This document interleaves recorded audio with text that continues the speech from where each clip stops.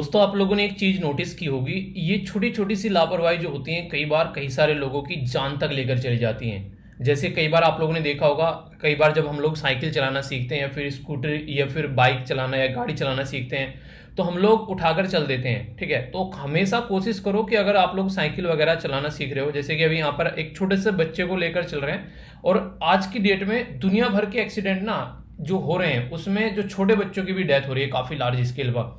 खुद तो मरते ही मरते हैं, इसके साथ में दूसरा वैसे मरता है क्योंकि वो उनको बचाने के चक्कर में इधर उधर अपनी गाड़ी ठोक लेता है। ये बिल्कुल ऐसा एक इंसिडेंट जो है वो मेरे साथ हुआ था। ठीक है, मैं जा रहा था रोड पर, तो एक तरीके से बिल्कुल ऐसा ही हुआ। एक साइड में तो गाय निकल रही थी, ठीक है, और एक साइड में एक अंकल जी थे।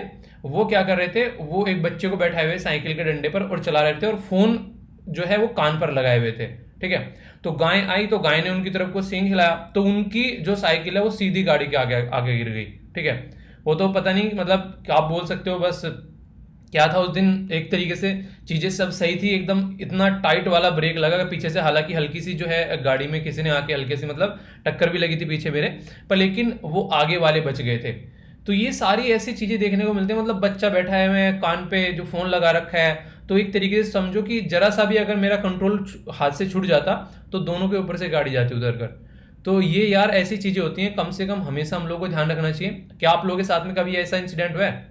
इसी तरीके से रोड पर निकलते निकलते कई बार ऐसी हरकतें हो जाती हैं कि बचाने के चक्कर में, कई बार ना एक जल्दी जल्दी के चक्कर में चलो रोड क्रॉस कर लेते हैं, तो ऐसे भी कई सारे एक्सीडेंट आप लोगों ने कई बार देखे होंगे और कई सारे लोगों की जान जाती है। इसीलिए हमारे देश में दुनिया में सबसे ज्यादा एक्सीडेंट की वजह से डेथ होती है, और ये आंकड़ा मैंने बताया, और इसमें बच्चों की संख्या बहुत ज्यादा है। जब से नहीं आए उन्हें कहते हैं अल मेरा बच्चा आ घुमा के लेके आता हूँ, साइकिल पे लेके चल दिए, स्कूटर पे लेके चल दिए, बाइक पे लेके चल दिए। ये बहुत ही एक गलत चीज है। जब तक आप लोग खुद सेफ नहीं है, कम से कम बच्चों को अपने साथ में लेकर न जाएं। ये एक ऐसी वीडियो थी जो मुझे लगा आप लोगों के साथ में शेयर करनी चाहिए, क्योंकि मुझे याद आ गया कि पर्सनल एक मेरे साथ में ऐसा इंसिडेंट हुआ। तो उस दिन मतलब ऐसा लग रहा था कि मैंने कहा थैंक गॉड यार, वरना दोनों के दोनों जाते। इस तरीके से वो बिल्कुल गाड़ी के आगे गिरे थे दोनों। ठीक है, तो वो कई बार ऐसी चीजें आप लोगों को देखने को मिलती है। तो आप लोग भी अगर खुद भी कोई व्हीकल आप लोग चला रहे हैं तो कोशिश करो उसकी स्पीड इतनी रखो कि आप लोग कंट्रोल कर सको। और अगर कहीं ऐसी जगह से जा रहे हैं जहां पर कोई मार्केट वगैरह कोई ऐसी चीज देखने को मिलती है, तो वो तो यार कम से कम आप लोगों को फिर तो अपने आप को लिमिट रखना ही रखना है। ठीक है, और हाईवे पे चढ़ रहे हो जहां पर ठीक है चीजें, वहां पर अपनी स्पीड जितनी रखनी है फिर भी कंट्रोल रखो। अगर देखो सबसे बेस्ट स्पीड होती है ना, जो इंजन के लिए भी सबसे किफायती होती है, मतलब 80 के एयरफेयर में आप लोग लेकर चल सकते हो गाड़ी, 80 से 90 100 तक मैक्सिमम, मतलब 80-90 मतलब मेरे हिसाब से बेस्ट है। ठीक है, 60 से 80 के बीच में अगर आप चलो 80-70 चला सकते हो आराम से। बाइक में 40-45 रखो, 50 उसको आराम से आप लोग कंट्रोल कर लोगे। ठीक है, ये अगर चल रहे हो आप लोग पर, लेकिन वही है जब अफलातून चीजें चलती हैं तो फिर दिक्कतें आती हैं। ठीक है, आज का डिस्कशन काफी शानदार रहने वाला है। आज है संडे, संडे को फंडे बनाते हुए थोड़ा सा स्टडी डे भी बनाएंगे। करंट और स्टैटिक का बहुत ही प्यारा सा मिक्सचर आप लोगों को देखने को मिलेगा। और इसी के साथ में आज एक काफी इंटरेस्टिंग चीज होती है, वो होती है पहचानो कौन। ये वो पर्सनैलिटी हैं जो पूरे, ये खासकर हफ्ते तो बहुत ही ज्यादा न्यूज में रहे, मैं बोलूंगा तो पूरे महीने से ही न्यूज में है। इनका नाम आप लोगों को कमेंट बॉक्स में लिखना है। इनसे ज्यादा पूरी दुनिया में कोई न्यूज में नहीं था इस हफ्ते तो खासकर। ठीक है, तो इनका नाम बताइए, देखता हूं कौन कौन आप लोग नाम बता पाते हैं। कोशिश किया करो कि जैसे पूरा वीक रहता है तो पूरी वीक में अपने आप को थोड़ा सा टाइम दिया करो बैठकर अपना, ये तो मतलब एक तरीके से ना कि क्या क्या आप लोग कर रहे हैं, क्या आप लोग की गड्डी जैसे आप लोग चलाना चाह रहे हैं जिंदगी की वैसे चल रही है या फिर अफलातून चल रही है ऐसे ही। तो वो चीजें आप लोगों को थोड़ा सा देखनी है, क्योंकि जैसा भी आप लोगों का माइंड सेट होगा ना, वैसे ही तरीके से आप लोग काम करने लग जाते हैं। तो अगर वो गलत तरीके से चल रहा है तो आप लोग भी गलत तरीके से चलना स्टार्ट हो जाओगे, वो सही चल रहा है तो आप लोग भी सही तरीके से चलना स्टार्ट हो जाओगे। तो इसलिए आप लोगों को अपने आप को थोड़ा टाइम देना चाहिए कि हाँ इस तरीके की चीजों को आप लोगों को लेकर चलना है।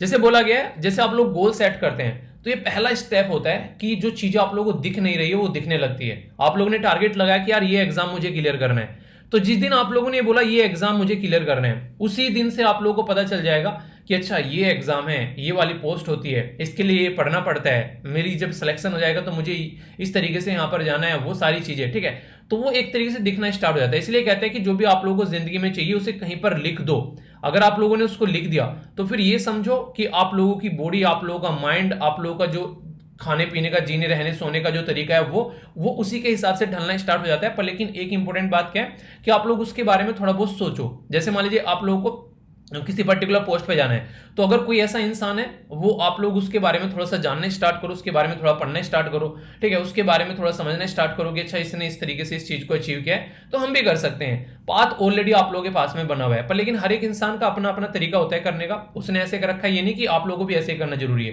देखिए आईएएस बन गए, ठीक है, एक पर्टिकुलर पर्सन, आप लोगों को भी आईएएस बनना है, तो आप लोग उनसे सीख सकते हैं कि वो कैसे बना, पर लेकिन ये नहीं कि बिल्कुल उसी का पाथ फॉलो करने की जरूरत है। हो सकता है वो इंसान इंग्लिश मीडियम का हो सकता है उसका बैकग्राउंड कुछ और हो, तो आप लोगों का बैकग्राउंड कुछ और हो, तो उस तरीके से सीखो उससे, पर उसको अपने तरीके से आप लोग जब लेकर चलोगे तो आप लोगों के अंदर ज्यादा एनर्जी आएगी और आप लोगों का रिजल्ट भी बेहतरीन आप लोगों को देखने को मिलेगा।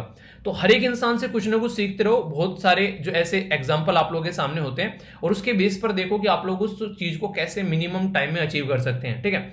वो कहते हैं ना कि दूसरों की गलतियों से सीखो। चाणक्य साहब की कोटेशन बड़ी बड़ी ही एक तरीके से प्यारी कोटेशन है वो, तो वो आप लोगों की लाइफ में भी आप लोगों को इंप्लीमेंट करनी है, ठीक है। तो इंटरेस्टिंग और शानदार डिस्कशन रहेगा, टकटकी लगाकर आप लोगों को देखना है और मजा आएगा, वीडियो में पूरा एंड तक देखेगा।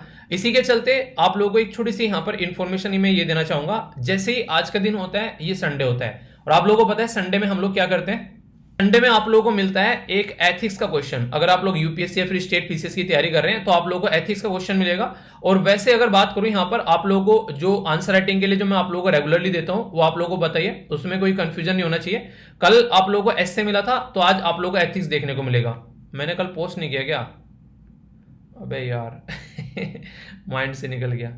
सेट, एक काम करना, मैं आज दोनों चीजें पोस्ट कर दूंगा। कल ना थोड़ा सा मुझे एक्चुअली क्या रहता है, थोड़ा सा ना ट्रैवलिंग की चीजें चल रही हैं, ठीक है, तो बाहर मुझे रहना पड़ रहा है, तो इसकी वजह से मैं जैसे ये लेक्चर अपलोड होता है तो मेरा फिर शेड्यूल रहता है, तो उसकी वजह से थोड़ी सी चीजें रहती हैं, ठीक है। तो वही है, मैं मतलब कोशिश करूंगा, मतलब कोशिश करता हूँ कि चीजें पैटर्न में चलती रहे, पर लेकिन बहुत सारी चीजें ना मैनेज करनी पड़ती है, तो माइंड से निकल गया। तो आज ऐसे भी पोस्ट कर दूंगा और एथिक्स वाली दोनों चीजें पोस्ट कर दूंगा। वैसे भी संडे, तो ट्राई करना आज या फिर वीक में जब भी टाइम लगे आप लोग दोनों को अटेम्प्ट करना, ठीक है। छूटना नहीं है, प्रैक्टिस नहीं छूटनी चाहिए, ठीक है। और कुछ ऐसा हुआ करे यार बता दिया करो, मेल वेल कर दिया करो। अगर इस तरीके से कुछ छूट जाता है, मैं पोस्ट नहीं करता हूँ, पीडीएफ रह जाती है, कुछ भी रह जाती है, तो आप लोग मेल कर सकते हैं।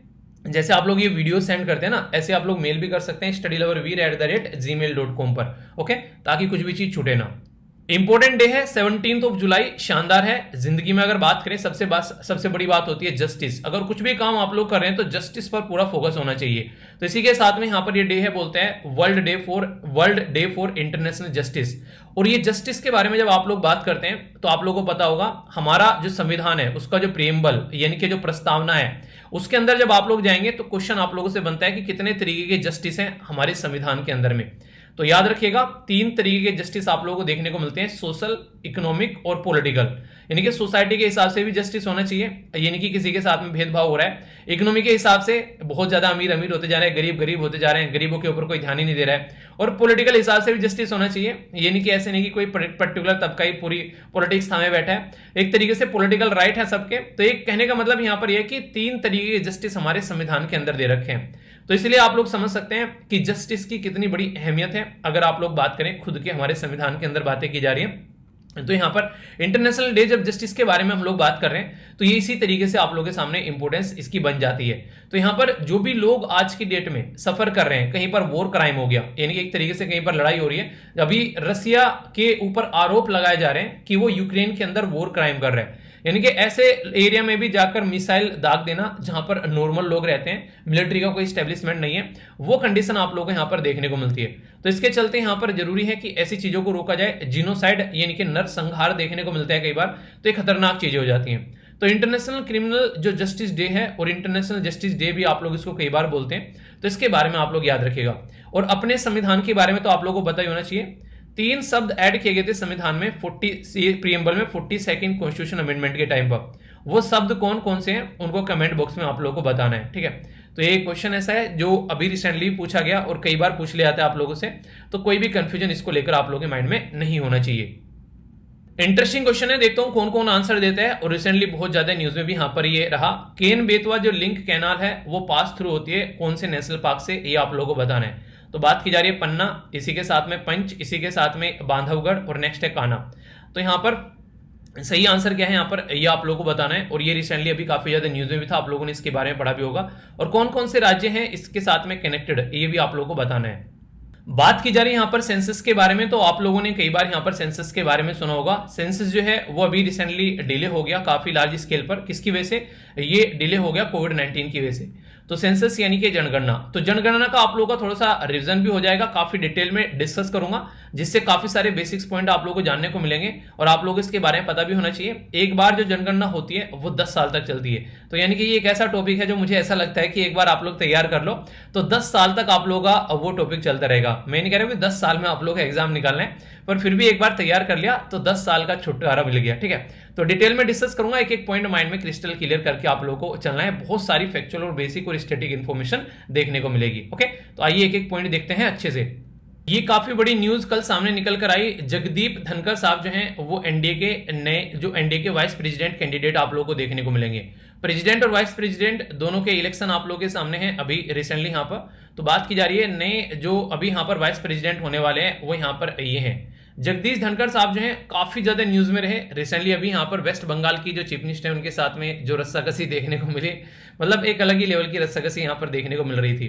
तो धनखड़ साहब जो हैं वो 18 मई को ये आप लोगों को देखने को मिला, तो पैदा हुए थे। तो यहाँ पर अगर बात करें तो राजस्थान से निकल कर ये आते हैं, पर लेकिन अभी फिलहाल वेस्ट बंगाल में यहाँ पर ये सर्व कर रहे थे 2019 से। ठीक है, तो 2019 से वेस्ट बंगाल में सर्व कर रहे थे।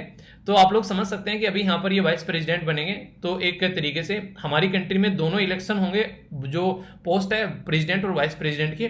तो बेसिक जो भी नॉलेज है इनके बारे में वो मैं आप लोगों को आगे भी शेयर करूंगा। और अभी यहाँ पर जब तक इलेक्शन नहीं हो जाते कई सारे आर्टिकल आएंगे, तो आप लोग उनको जो है साइड में कर सकते हैं, क्योंकि देखिए कई रेगुलरली वही आर्टिकल रिपीट करने का कोई मतलब बनता नहीं है। तो इससे आप लोग क्या रहेगा, इससे आप लोगों को ये रहेगा कि एक बार का इकट्ठा करके एक टॉपिक को तैयार कर लो। और नोट्स भी आप लोग को ऐसे ही बनाने हैं। जब भी आप लोग ये 4 साइज सीट पर आप लोग नोट्स बनाते हैं, अगर आप लोगों को तैयार करने, तो आप लोग क्या करना है, पर्सनली उनको एक जगह इकट्ठा कर लेना जो जो भी पॉइंट्स आते हैं। और अगर मंथली आप लोगों को चीज देखनी है तो वो तो आप लोगों के सामने सारी जो ये पीडीएफ मिली जाती है आप लोगों को इन पीपीटी की, तो इनको आप लोग एंजॉय कर सकते हैं। ठीक है, तो यहाँ पर इनका नाम आप लोग याद रखिएगा, नेक्स्ट वाइस प्रेसिडेंट ये बन सकते हैं। बाकी फिलहाल कौन है वाइस प्रेसिडेंट उनका पता ही होगा आप लोगों को, बताइए चलिए। ये एक ऐसी न्यूज है जो कल काफी ज्यादा सुर्खियों में रही। मोदी जी के द्वारा बोला गया फ्री बीज के बारे में। फ्री बीज का मतलब क्या होता है कि चीजों को फ्री में बांटना। और ये जो कमेंट था ये था यहाँ पर बेसिकली दिल्ली के जो चीफ मिनिस्टर उनके ऊपर, क्योंकि वो गुजरात में जाकर अभी कई सारी चीजों पर फ्री की बातें कर रहे हैं। तो इसके चलते यहाँ पर इनके द्वारा फिर बैठे ये अपना यूट्यूब चैनल पर इनके द्वारा एक लाइव किया गया, वहां पर लगभग 10-11 मिनट का। आप लोगों को टाइम मिलेगा तो आप लोग देख सकते हैं। इनके द्वारा फिर बताया गया कि हाँ हम लोग फ्री बीज कर रहे हैं, हम लोग फ्री में चीजें बांट रहे हैं, पर लेकिन उन फ्री में चीजें बांटने का फायदा क्या हो रहा है, फ्री की रेवरी। हम लोग बच्चों को फ्री में एजुकेशन दे रहे हैं, हम लोग बच्चों को फ्री में हेल्थ दे रहे हैं। तो मतलब इन्होंने अपनी पूरी स्पीच दी उसके ऊपर आकर कि महिलाओं को फ्री में ये चीजें मिल रही हैं, वो चीजें मिल रही हैं। तो इन्होंने अपनी बताई, मतलब एक तरीके से रस्साकसी देखने को मिली। पर ये टॉपिक जो है ये काफी इंपॉर्टेंट हो जाता है कि फ्री की अगर चीजें किसी को दी जाती हैं तो उसका क्या इंपैक्ट पड़ता है। क्योंकि नॉर्मली देखो हर एक इंसान जो है वो टैक्स पे कर रहा है, आप लोग भी टैक्स पे कर रहे हैं, मैं भी टैक्स पे कर रहा हूं, भले ही जॉब नहीं कर रहे हैं पर लेकिन टैक्स पे हर एक इंसान कर रहा है। जैसे कुछ भी आप लोग मार्केट से खरीद कर लेकर आते हैं, आप लोग मार्केट में गए, आप लोगों ने बोला मार्केट में जाकर कि यार एक साबुन की टिकिया दे दो, उसके ऊपर टैक्स लग रहा है। आप लोग कोलगेट करते हैं उसके ऊपर टैक्स लग रहा है। आप लोग जो भी चीजें ले रहे हैं छोटी से छोटी, रेस्टोरेंट में खाना खा रहे हैं उसके ऊपर टैक्स लग रहा है। कल मैंने डिस्कस भी किया था आप लोगों से। तो ये टैक्स आप लोग जो पे करते हैं वही टैक्स का पैसा गवर्नमेंट जो होती है फॉर सर्विस प्रोवाइड कराने के लिए यूज करती है। और होता क्या है, होता यह है कि अगर किसी को ये चीजें फ्री में मिलना स्टार्ट हो जाती है तो फिर कंडीशन ये निकल कर आती है कि क्या वो उसकी रेस्पेक्ट कर रहा है इतना, क्या वो इस तरीके से, जैसे कि फ्री में कोई चीज दे दी तो फ्री में क्या वो उसको इतना इज्जत दे रहा है। पर लेकिन दो तरीके के लोग आप लोगों को देखने को मिलेंगे। एक को तो रिक्वायरमेंट है कि हाँ उनको देना ही पड़ेगा, पर लेकिन हाँ अगर फ्री में ना देगा कोई भी चीज, उसको ये बोल दिया जाए कि मान लीजिए कोई चीज ऐसी है कि वो चीज है बेसिकली 150 रुपए की, ठीक है 150 रुपए की चीज है, और वही चीज जो है किसी पर्टिकुलर इंसान को जो है 150 रुपए की चीज है 15 रुपए में मिल गई, यानी कि 1/10 आप लोगों ने कर दी, 15 रुपए में मिल गई। तो मुझे नहीं लगता कि 150 रुपए जो पे नहीं कर पा रहा था, 15 रुपए तो कम से कम यार इंसान पे कर ही सकता है आज की डेट में। तो उसको फ्री में न रख के अगर एक आधा रुपया भी इंसान से ले जाए तो उससे फायदा क्या होगा। मतलब ये अलग अलग इसके ऊपर एनालिसिस किए जाते हैं। मैं कुछ ऐसे एनालिसिस आप लोगों को बता रहा हूं, जैसे कि आज की डेट में 15 रुपए ले रहा है तो उसको ये लगेगा कि मैंने खुद ने पैसे देकर इसको लिया है, तो उससे वो इंसान जो है वो कभी भी उसकी अगर कोई वेस्टेज हो रहा होगा, जैसे पानी है, पानी अगर कहीं पर जैसे आज के डेट में पानी मिल रहा है, पानी की जो बोतलें होती हैं, एक तो पानी आप लोग घर से लेकर जाते हैं, ये देखिए सुनिएगा काफी अच्छा एक एग्जांपल आया मेरे माइंड में अभी जस्ट। एक पानी ऐसा है जो आप लोग घर से लेकर आते हैं अपनी बोतल में भरकर, ठीक है, जो कि नॉर्मली टोटी का पानी या फिर आप लोग घर से प्योरीफायर का जो पानी लेकर आते हैं, वो पानी जो है आप लोग आते हैं उसको आराम से अगर कहीं पर डालने पड़ जाए तो इंसान क्या करता है, कोई मतलब उससे हाथ भी धुल लिए, मुंह भी धुल लिए, इस तरीके से आदमी कर लेता है। पर लेकिन रियलिटी में अगर जो पानी आप लोग खरीदते हैं, 15-20 रुपए की बोतल खरीदी, उसको आदमी कोशिश करेगा कि यार उससे कुछ ऐसा काम ना किया जाए, उससे को पानी को पिया ही जाए, क्योंकि पैसा उसमें लगा हुआ है। ये साइकोलॉजी है, आप लोग समझिएगा इसको। तो यानी कि अगर आप लोग किसी पर्टिकुलर इंसान को 150 रुपए की चीज जो है 15 रुपए में दे दे रहे हैं, तो वो इंसान जो है उसको वेस्ट नहीं करेगा, वो इंसान उसकी इज्जत करेगा। एक मोबाइल फोन आप लोग लेकर आए, वो आप लोग लेकर आए खुद से अपनी कमाई से, और एक मोबाइल फोन आप लोग को गवर्नमेंट ने दे दिया, ठीक है, तो आप लोग दोनों की इज्जत देखिएगा। ये अभी कई सारे टैबलेट डिस्ट्रीब्यूट किए गए कई सारी स्टेट गवर्नमेंट के द्वारा, तो उसके चलते मैं आप लोगों को बता रहा हूं। अभी एक फ्रेंड था, उसके भाई को टैबलेट मिला, तो उसने बताया कि टैबलेट मिल गया है, लेकिन भाई साहब मजे ले रहे हैं, ठीक है, कह रहे उससे ज्यादा तो उसको अपने फोन की इज्जत रहती है, कह रहे फ्री में मिल गया उसको माल, ऐसा उसको मतलब ढंग से रेस्पेक्ट ही नहीं दे रहा है। क्यों?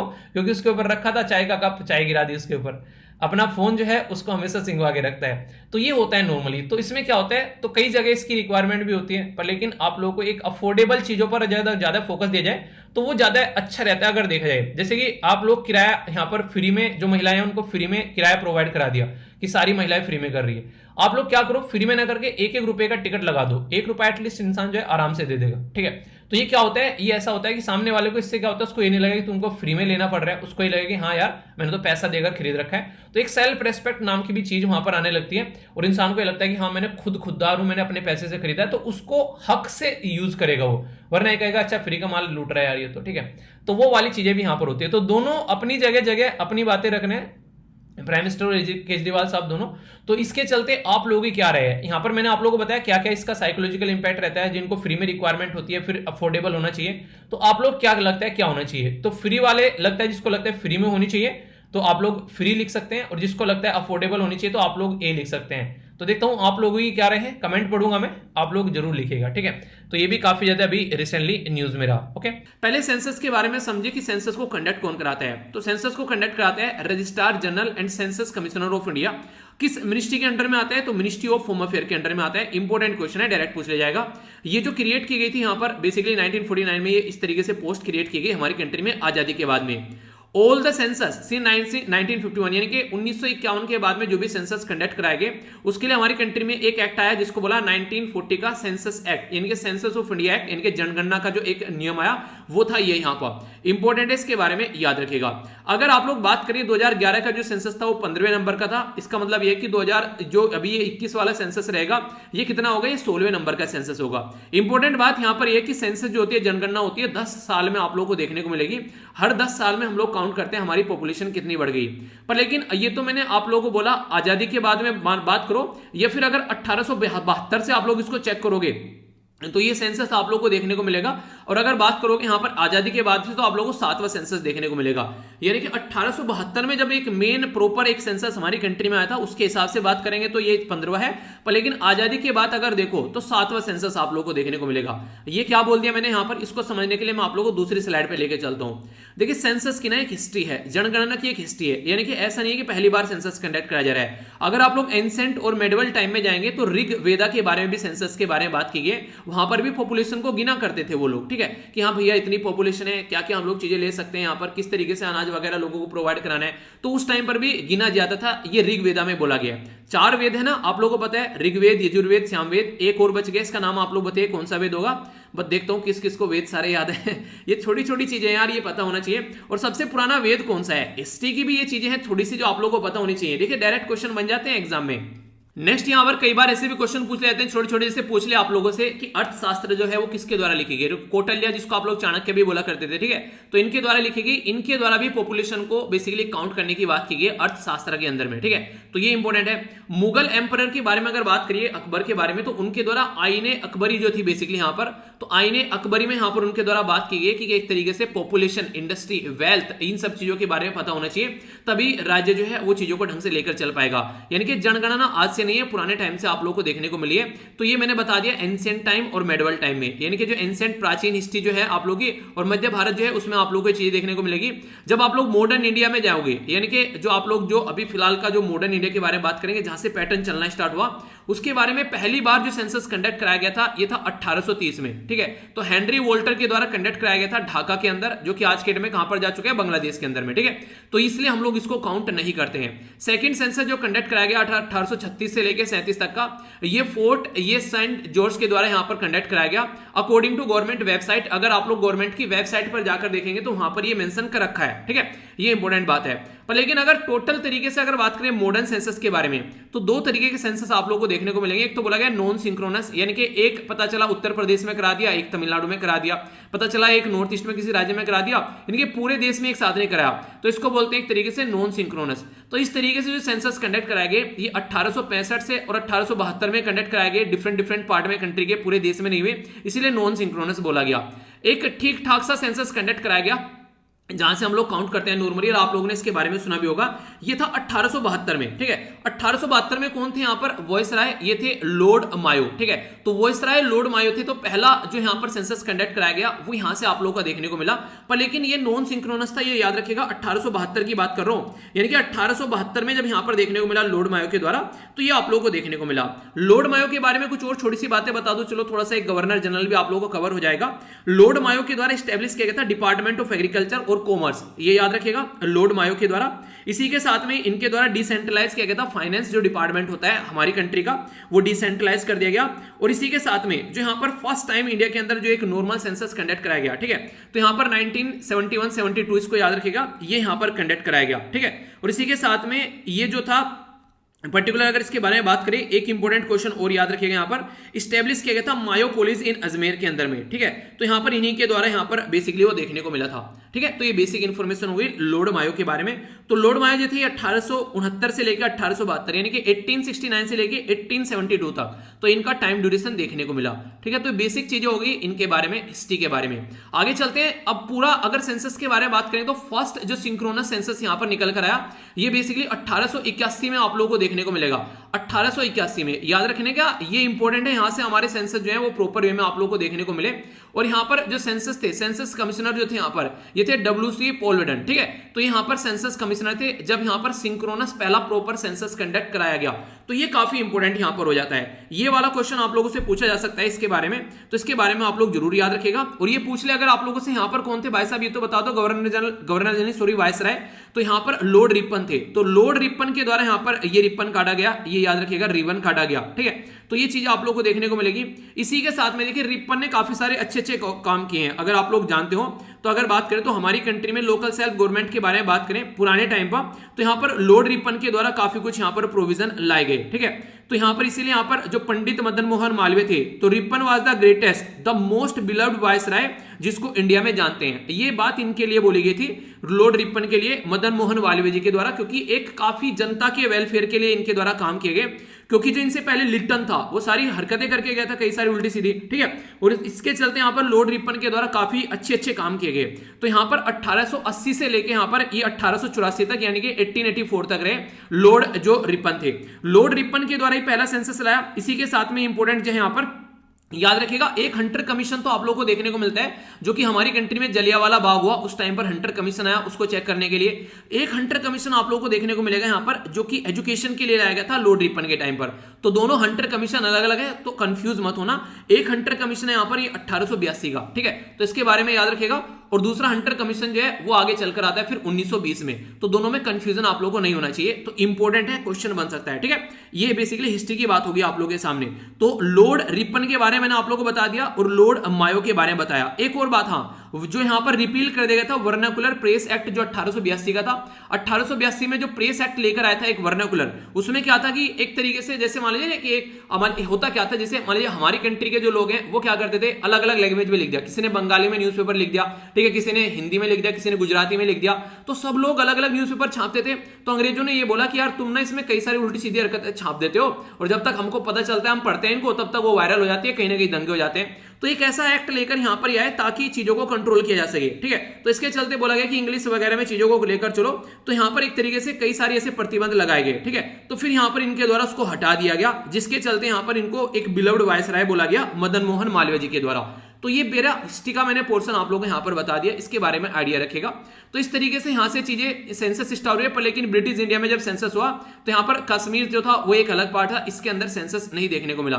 तो सेंसस जो था ये एक तरीके से जब से लेके अब तक का हर 10 साल में सेंसस आप लोगों को देखने को मिलेगा और कंटिन्यूअस सेंसस चले हुए आ रहे हैं। तो ये एक इंपॉर्टेंट बेसिक इंफॉर्मेशन हो गई, ठीक है। अभी अगर मैं आप लोगों से बात करूं यहां पर, तो 2 फेज में देखने को मिलता है। पहले में हाउसिंग लिस्टिंग की जाती है और दूसरे में यहां पर पॉपुलेशन का इनोवेशन किया जाता है। इनके पहले घरों के बारे में बात की जाती है, कहां कहां पर क्या क्या घर वगैरह, और उसके बाद में पॉपुलेशन देखते हैं। और इसमें भी कई सारी चीजें आप लोगों को देखने को मिलेगी, यानी कि एजुकेशन के बारे में बात करेंगे, क्या क्या वर्क क्या क्या काम किया जा रहा है, बहुत सारी चीजें आप लोगों को इकट्ठी की जाएगी। तो डिजिटली कलेक्ट किया जाने वाला पहला सेंसस होगा ये हमारी कंट्री में अब तक का 140 साल की हिस्ट्री अगर सेंसस की उठाकर आप लोग देखोगे। इसी के साथ में ऑफलाइन मोड में भी चीजें देखने को मिलेगी, ऐसा नहीं कि ऑफलाइन मोड में नहीं है। अब तक यहां पर अगर बात करें, ये सेल्फ डिक्लेरेशन आप लोगों को देखने को मिलेगा। ऐसा नहीं है कि आप लोगों से बहुत सारी चीजें पूछी जाएंगी, कोई भी डॉक्यूमेंट रिक्वायर नहीं होगा ऐसा आप लोगों को सिटीजनशिप का प्रूफ देने के लिए कि आप लोग सिटीजनशिप है या फिर नहीं है, ऐसा कुछ नहीं होने वाला है। 2021 का जो सेंसस है ये बोला जा रहा है कि कास्ट डेटा को कलेक्ट नहीं करेगा, इसीलिए जो आर्टिकल है उसमें भी बातें की गई है कि सेंसस जो है कास्ट डेटा के नाम पर यहां पर काफी ज्यादा डिले कर रहे हैं, तो ये सही बात नहीं है। तो यहां पर अगर पहली बार आप लोगों को देखने को मिलेगा ट्रांसजेंडर कम्युनिटी के बारे में बात की जाएगी। बेसिकली पहले अदर बोला जाता था, अब इनको ट्रांसजेंडर यानी कि थर्ड जेंडर बोला जाएगा, तो ये एक अच्छी बात है। आप लोगों को पता है हमारी कंट्री में 2014 में सुप्रीम कोर्ट का केस आया, याद रखिएगा, national legal service authority, NALSA बोलते हैं, NLSA, national legal service authority of India versus national legal service authority यहां पर है वर्सेस यूनियन ऑफ इंडिया का जब केस निकल कर आया 2014 में, तो ट्रांसजेंडर थर्ड जेंडर बना दिया। यहां पर बेसिकली किन्नर जो है उनको थर्ड जेंडर की कैटेगरी में ला दिया।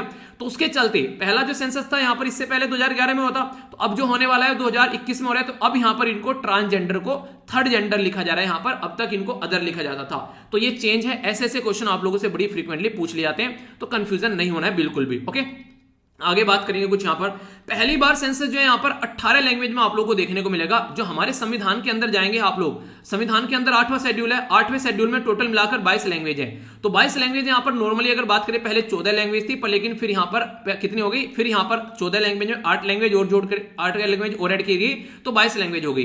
बहुत बार रिविजन करा चुका हूं, ये 8 की 8 लैंग्वेज जो है कौन कौन सा संविधान में संशोधन करके ऐड की गई है, ये क्वेश्चन आप लोगों को बताना है। रिविजन हो जाएगा, आलस मत किया करो यार, आलस करने में ना बहुत दिक्कत हो जाएगी आप लोगों को, ठीक है।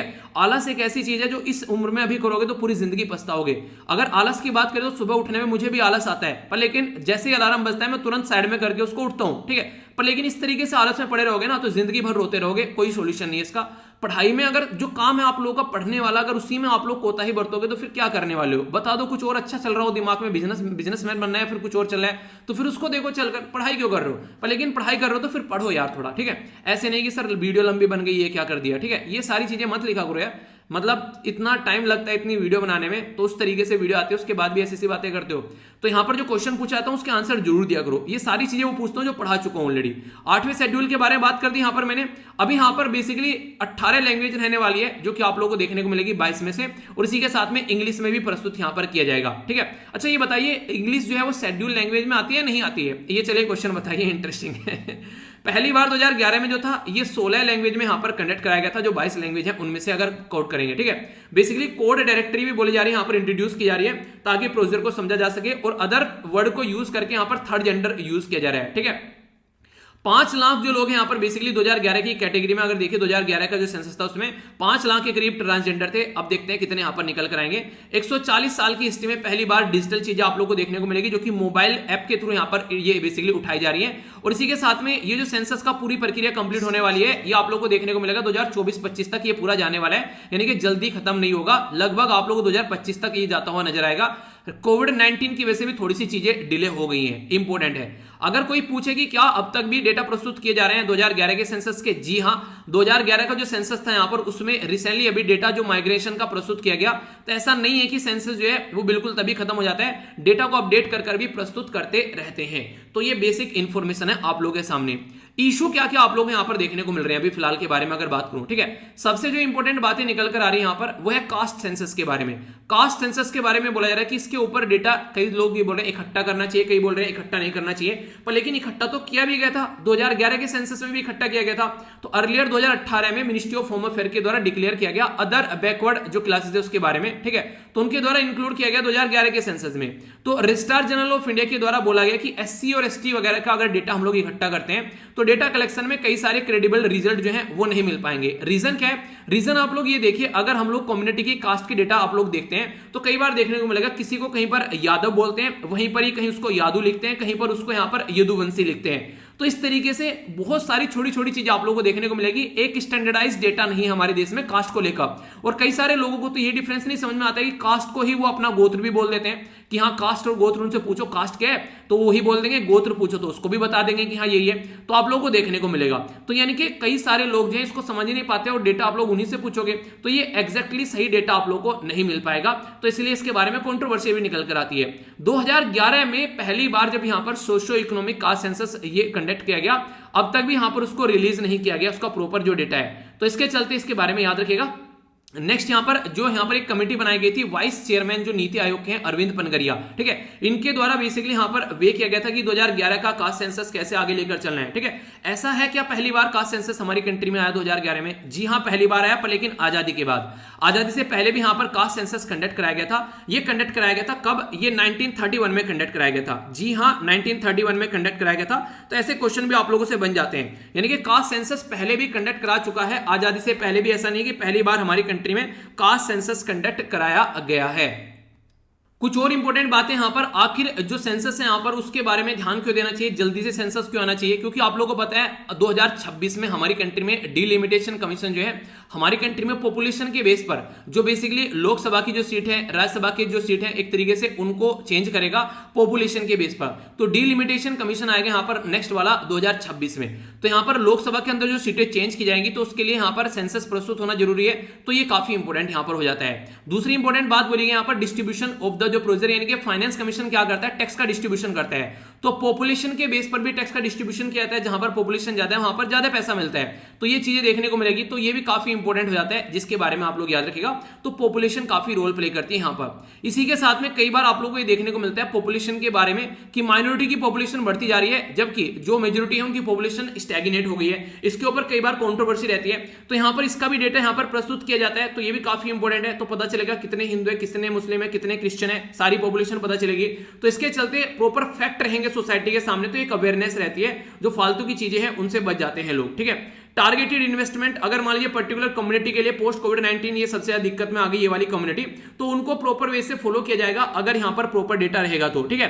तो किसको बेनिफिट देना है, कितना बेनिफिट मिलना है, क्या कॉस्ट आने वाली है बेनिफिट देने की, तो ये कई सारे मुद्दे आप लोगों को देखने को मिलेंगे। तो ये सारी चीजें काफी इंपॉर्टेंट हो जाती है। तो राइटर यहां पर ये बोल रहे हैं कि जब आप लोग इलेक्शन कंडक्ट करा सकते हैं कोविड-19 के टाइम पर, तो आप लोग यहां पर ये सेंसस क्यों आप लोग पोस्टपोन कर रहे हैं? आप लोग बड़े बड़े मेले कंडक्ट करा सकते हैं, जैसे अभी देखने को मिला आप लोग कुंभ का मेला, तो फिर आप लोग काश ये सेंसस को आप लोग कंडक्ट क्यों नहीं करा रहे हैं? तो ये काफी गलत बात है कि सेंसस जो है वो काफी इंपॉर्टेंट है, जिसके बारे में अभी आप लोगों को बताया। तो उसको कंडक्ट कराना काफी ज्यादा जरूरी है, पर लेकिन आप लोग उसको कंडक्ट करा ही नहीं रहे हैं, उसको डिले किए जा रहे हैं। तो इससे ये सही तरीका नहीं। यहाँ पर सेंसस जो है इंश्योर करता है एक तरीके से बेटर क्वालिटी कवरेज और क्विक रिजल्ट यहाँ पर डिजिटल फॉर्म में आप लोगों को देखने को मिलेगा। पर लेकिन अगर बात करें, फिलहाल अनसर्टेनिटी आप लोग यहाँ पर देखने को मिल रही है, क्योंकि कास्ट सेंसस के बारे में लोग बार बार बातें कर रहे हैं कि इसको भी इंक्लूड करके चलना है। तो बहुत सारे ऐसे मुद्दे आप लोग यहाँ पर देखने को मिलेंगे। तो कंफ्यूजन आप लोगों को नहीं होना है। बाकी अगर पूछे सेंसस के अंदर यहाँ पर तो काफी इंपॉर्टेंट है यहाँ पर पॉलिसी मेकिंग में क्या क्या पॉलिसी बनानी है गवर्नमेंट के अंदर, तो ये जरूरी हो जाता है। सारी डेमोग्राफी क्या क्या है, economic, literacy, education, housing, house hold की इम्यूनिटी क्या है, urban, fertility, mortality, schedule caste, schedule tribe, language, ये सारी चीजें आप लोगों को इकट्ठी की जाती है सेंसस के अंदर में। और भी काफी कुछ, यानी कि जो जनगणना है उसमें बहुत सारी चीजें इकट्ठी की जाती है, तो तब आप लोगों को चीजें देखने को मिलती है। तो इंपॉर्टेंट डेटा है, इसके बारे में याद रखिएगा, कंफ्यूज नहीं होना है, ठीक है दोस्तों। जब ये आर्टिकल मैं पढ़ रहा था तो एक थॉट आया मेरे माइंड में, यानी कि एक विचार आया मेरे माइंड में, और वो विचार ये था कि इस दुनिया में सबसे बुरी चीज़ क्या हो सकती है किसी इंसान के साथ में। यानी कि एक तरीके से आप लोगों ने सोचा होगा कि यार मेरे पास में लैपटॉप नहीं है, मेरे पास में मोबाइल नहीं है, मेरे पास में अच्छे जूते नहीं है, अच्छी शर्ट नहीं है, पैंट नहीं है, या फिर घर पर अच्छी टेबल चेयर नहीं है बैठकर पढ़ने के लिए। पर लेकिन एक उस इंसान के बारे में सोचो, उस बच्चे के बारे में सोचो जो कूड़े करकट में से निकाल कर खाना खा रहा है। वो भूखा सो जाता है एक बार, कई दिन कई टाइम उसको खाना भी नहीं मिलता है। इस धरती पर भूखा रहना खासकर बात करें तो जब हम लोग आज़ादी की 75वीं सालगिरह सेलिब्रेट कर रहे हैं अपने देश के अंदर में, आज ही बहुत सारे लोग जो हैं भूखे सोते हैं। और मुझे यार ये लगता है कि ज़िंदगी में कुछ करो चाहे ना करो, पर कम से कम इतना ज़रूर करना कि कभी भी किसी गवर्नमेंट डिपार्टमेंट में जाकर बैठो वहाँ करप्शन मत करना यार। क्योंकि जो भी करप्शन होता है किसी भी गवर्नमेंट डिपार्टमेंट के अंदर में, वो किसी भूखे के पेट पर लात लगती है। अमीर का कुछ नहीं बिगड़ता है, उसकी झोली में हमेशा पैसा आता रहता है। तो ये चीज़ मुझे लगा कि आप लोगों से बोलनी है मुझे, और अक्सर ये चीज़ मैं आप लोगों को बोलता भी हूँ। फूड एंड एग्रीकल्चर ऑर्गेनाइजेशन, जिसको आप लोग FAO बोलते हो, उसका अगर मोटो आप लोग पढ़ोगे तो आप लोगों को बड़ा ही प्यारा सा उसका मोटो देखने को मिलेगा। ये आप लोगों के लिए, मैं आप लोगों के लिए क्वेश्चन छोड़ देता हूँ, जहाँ आप लोग जाकर उसका मोटो पढ़िएगा और नीचे कमेंट बॉक्स में लिखिएगा, ठीक है। तो आप लोग देखोगे कि ज़िंदगी में बहुत सारी चीज़ें ऐसी होती हैं जिनके ऊपर हम लोग को फोकस देना चाहिए। खासकर अगर अब आप लोग इस चीज़ पर फोकस दोगे, जैसे कोई भूखा दिख गया आप लोगों को, कोई गरीब इंसान दिख गया जिसकी आप लोग हेल्प कर सकते हैं, तो जब आप लोग एडमिनिस्ट्रेशन में जाकर बैठोगे ना, तो आप लोगों के पास में पावर होगी और इन चीज़ों को आप लोग सुधार पाओगे, ठीक है। तो एक छोटी सी बात थी, आई होप कि आप लोगों के माइंड में इसको लेकर कुछ समझ बड़ी होगी। और बाकी अगर सबसे इंपॉर्टेंट बात यहाँ पर बोली जाए, सस्टेनेबल डेवलपमेंट गोल 2015 में जब बनाए जा रहे थे, तो उनको भी लगा होगा यार ऐसी कौन सी सबसे खतरनाक चीज़ है जो कि सबसे ज़्यादा नेगेटिव है दुनिया में, जो कि सबसे पहले ठीक होनी चाहिए, अगर ये ठीक हो गई तो सारी चीज़ सुधर जाएंगी। तो उनको भी लगा यार सबसे खतरनाक चीज़ है गरीबी। गरीबी अगर इंसान की मिट जाए तो उसकी भुखमरी मिट जाएगी, और भुखमरी मिट गई तो फिर वो अच्छे से अपनी हेल्थ के ऊपर ध्यान रखेगा, और हेल्थ अगर ठीक हो गई तो फिर इंसान पढ़ तो लेता ही है। यानी कहने का मतलब ये कि आप लोगों के पास में इतने रिसोर्सेज हैं घर में, और आप लोग कई बार एक्सक्यूज़ बना देते हो, मम्मी पापा ने ये नहीं दिया। अगर मम्मी पापा आप लोगों से कंप्लेन करने पे आ गए ना कि आप लोगों ने उनका कितना खून पी रखा है और आप लोग क्या क्या नहीं करते हैं, तो वो एक अलग ही लेवल पर आप लोग चीज़ों को समझ पाओगे कि आप लोगों ने क्या क्या नहीं किया है, ठीक है। तो इसलिए यार जो भी मिल रहा है उनका एहसान है आप लोगों के ऊपर। एक तो आप लोगों को पैदा कर दिया, और एक है आप लोगों को पढ़ा लिखा रहे हैं। कई सारे बच्चे पता है क्या बोलते हैं, ये उनकी रेस्पॉन्सिबिलिटी है। बेटा अगर रेस्पॉन्सिबिलिटी की बात करने पर आ जाए ना तो आप लोग कभी ना, एक उन्हें कहते हैं कि उनकी जो पूरी ज़िंदगी में से 1 साल भी अगर उनकी जगह बिताओगे तो आप लोग उसका भी कर्ज नहीं चुका पाओगे। पूरी ज़िंदगी तो बहुत बड़ी बात है, और रेस्पॉन्सिबिलिटी तो एक तरीके से आपका अस्तित्व है इस दुनिया में उनकी वजह से। तो यार हमेशा जो भी रिसोर्सेज आपके पास में है उसको एक तरीके से इस तरीके से देखो कि ये एनफ है मेरे लिए ज़िंदगी में, और इससे मैं बहुत कुछ अचीव कर सकता हूँ या फिर कर सकती हूँ, ठीक है। तो ये बात आप लोग हमेशा ध्यान रखिएगा जब भी आप लोग पढ़ने बैठो। शानदार आर्टिकल है यहाँ पर, UPSC prelims GS paper 2 government जो पॉलिसीज हैं उसके अंदर आप लोग यहाँ पर इसको कवर कर सकते हैं। नेशनल फूड सिक्योरिटी के बारे में बात करूंगा, और यहाँ से प्रीलिम्स, मेंस और इंटरव्यू में हर जगह आप लोगों से क्वेश्चन बनेंगे। कैसे कैसे वो मैं आप लोगों को बताता हुआ चलूंगा।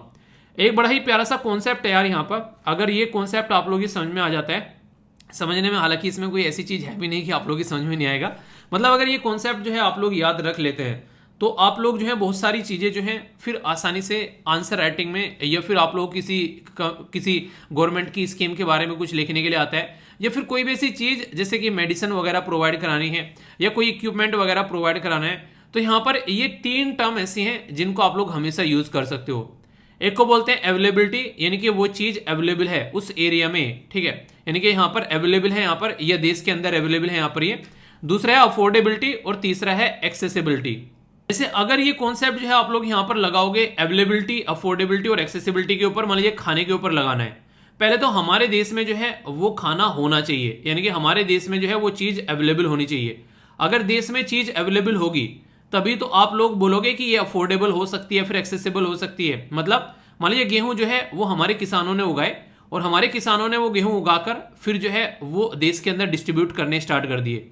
जैसे ही वो लोगों के एरिया में पहुंचे तो लोगों ने चेक किया कि यार ये जो है हम इसको अफोर्ड कर पा रहे हैं नहीं, यानी कि ये इतना सस्ता है कि हम लोग इसको खरीद पाएंगे।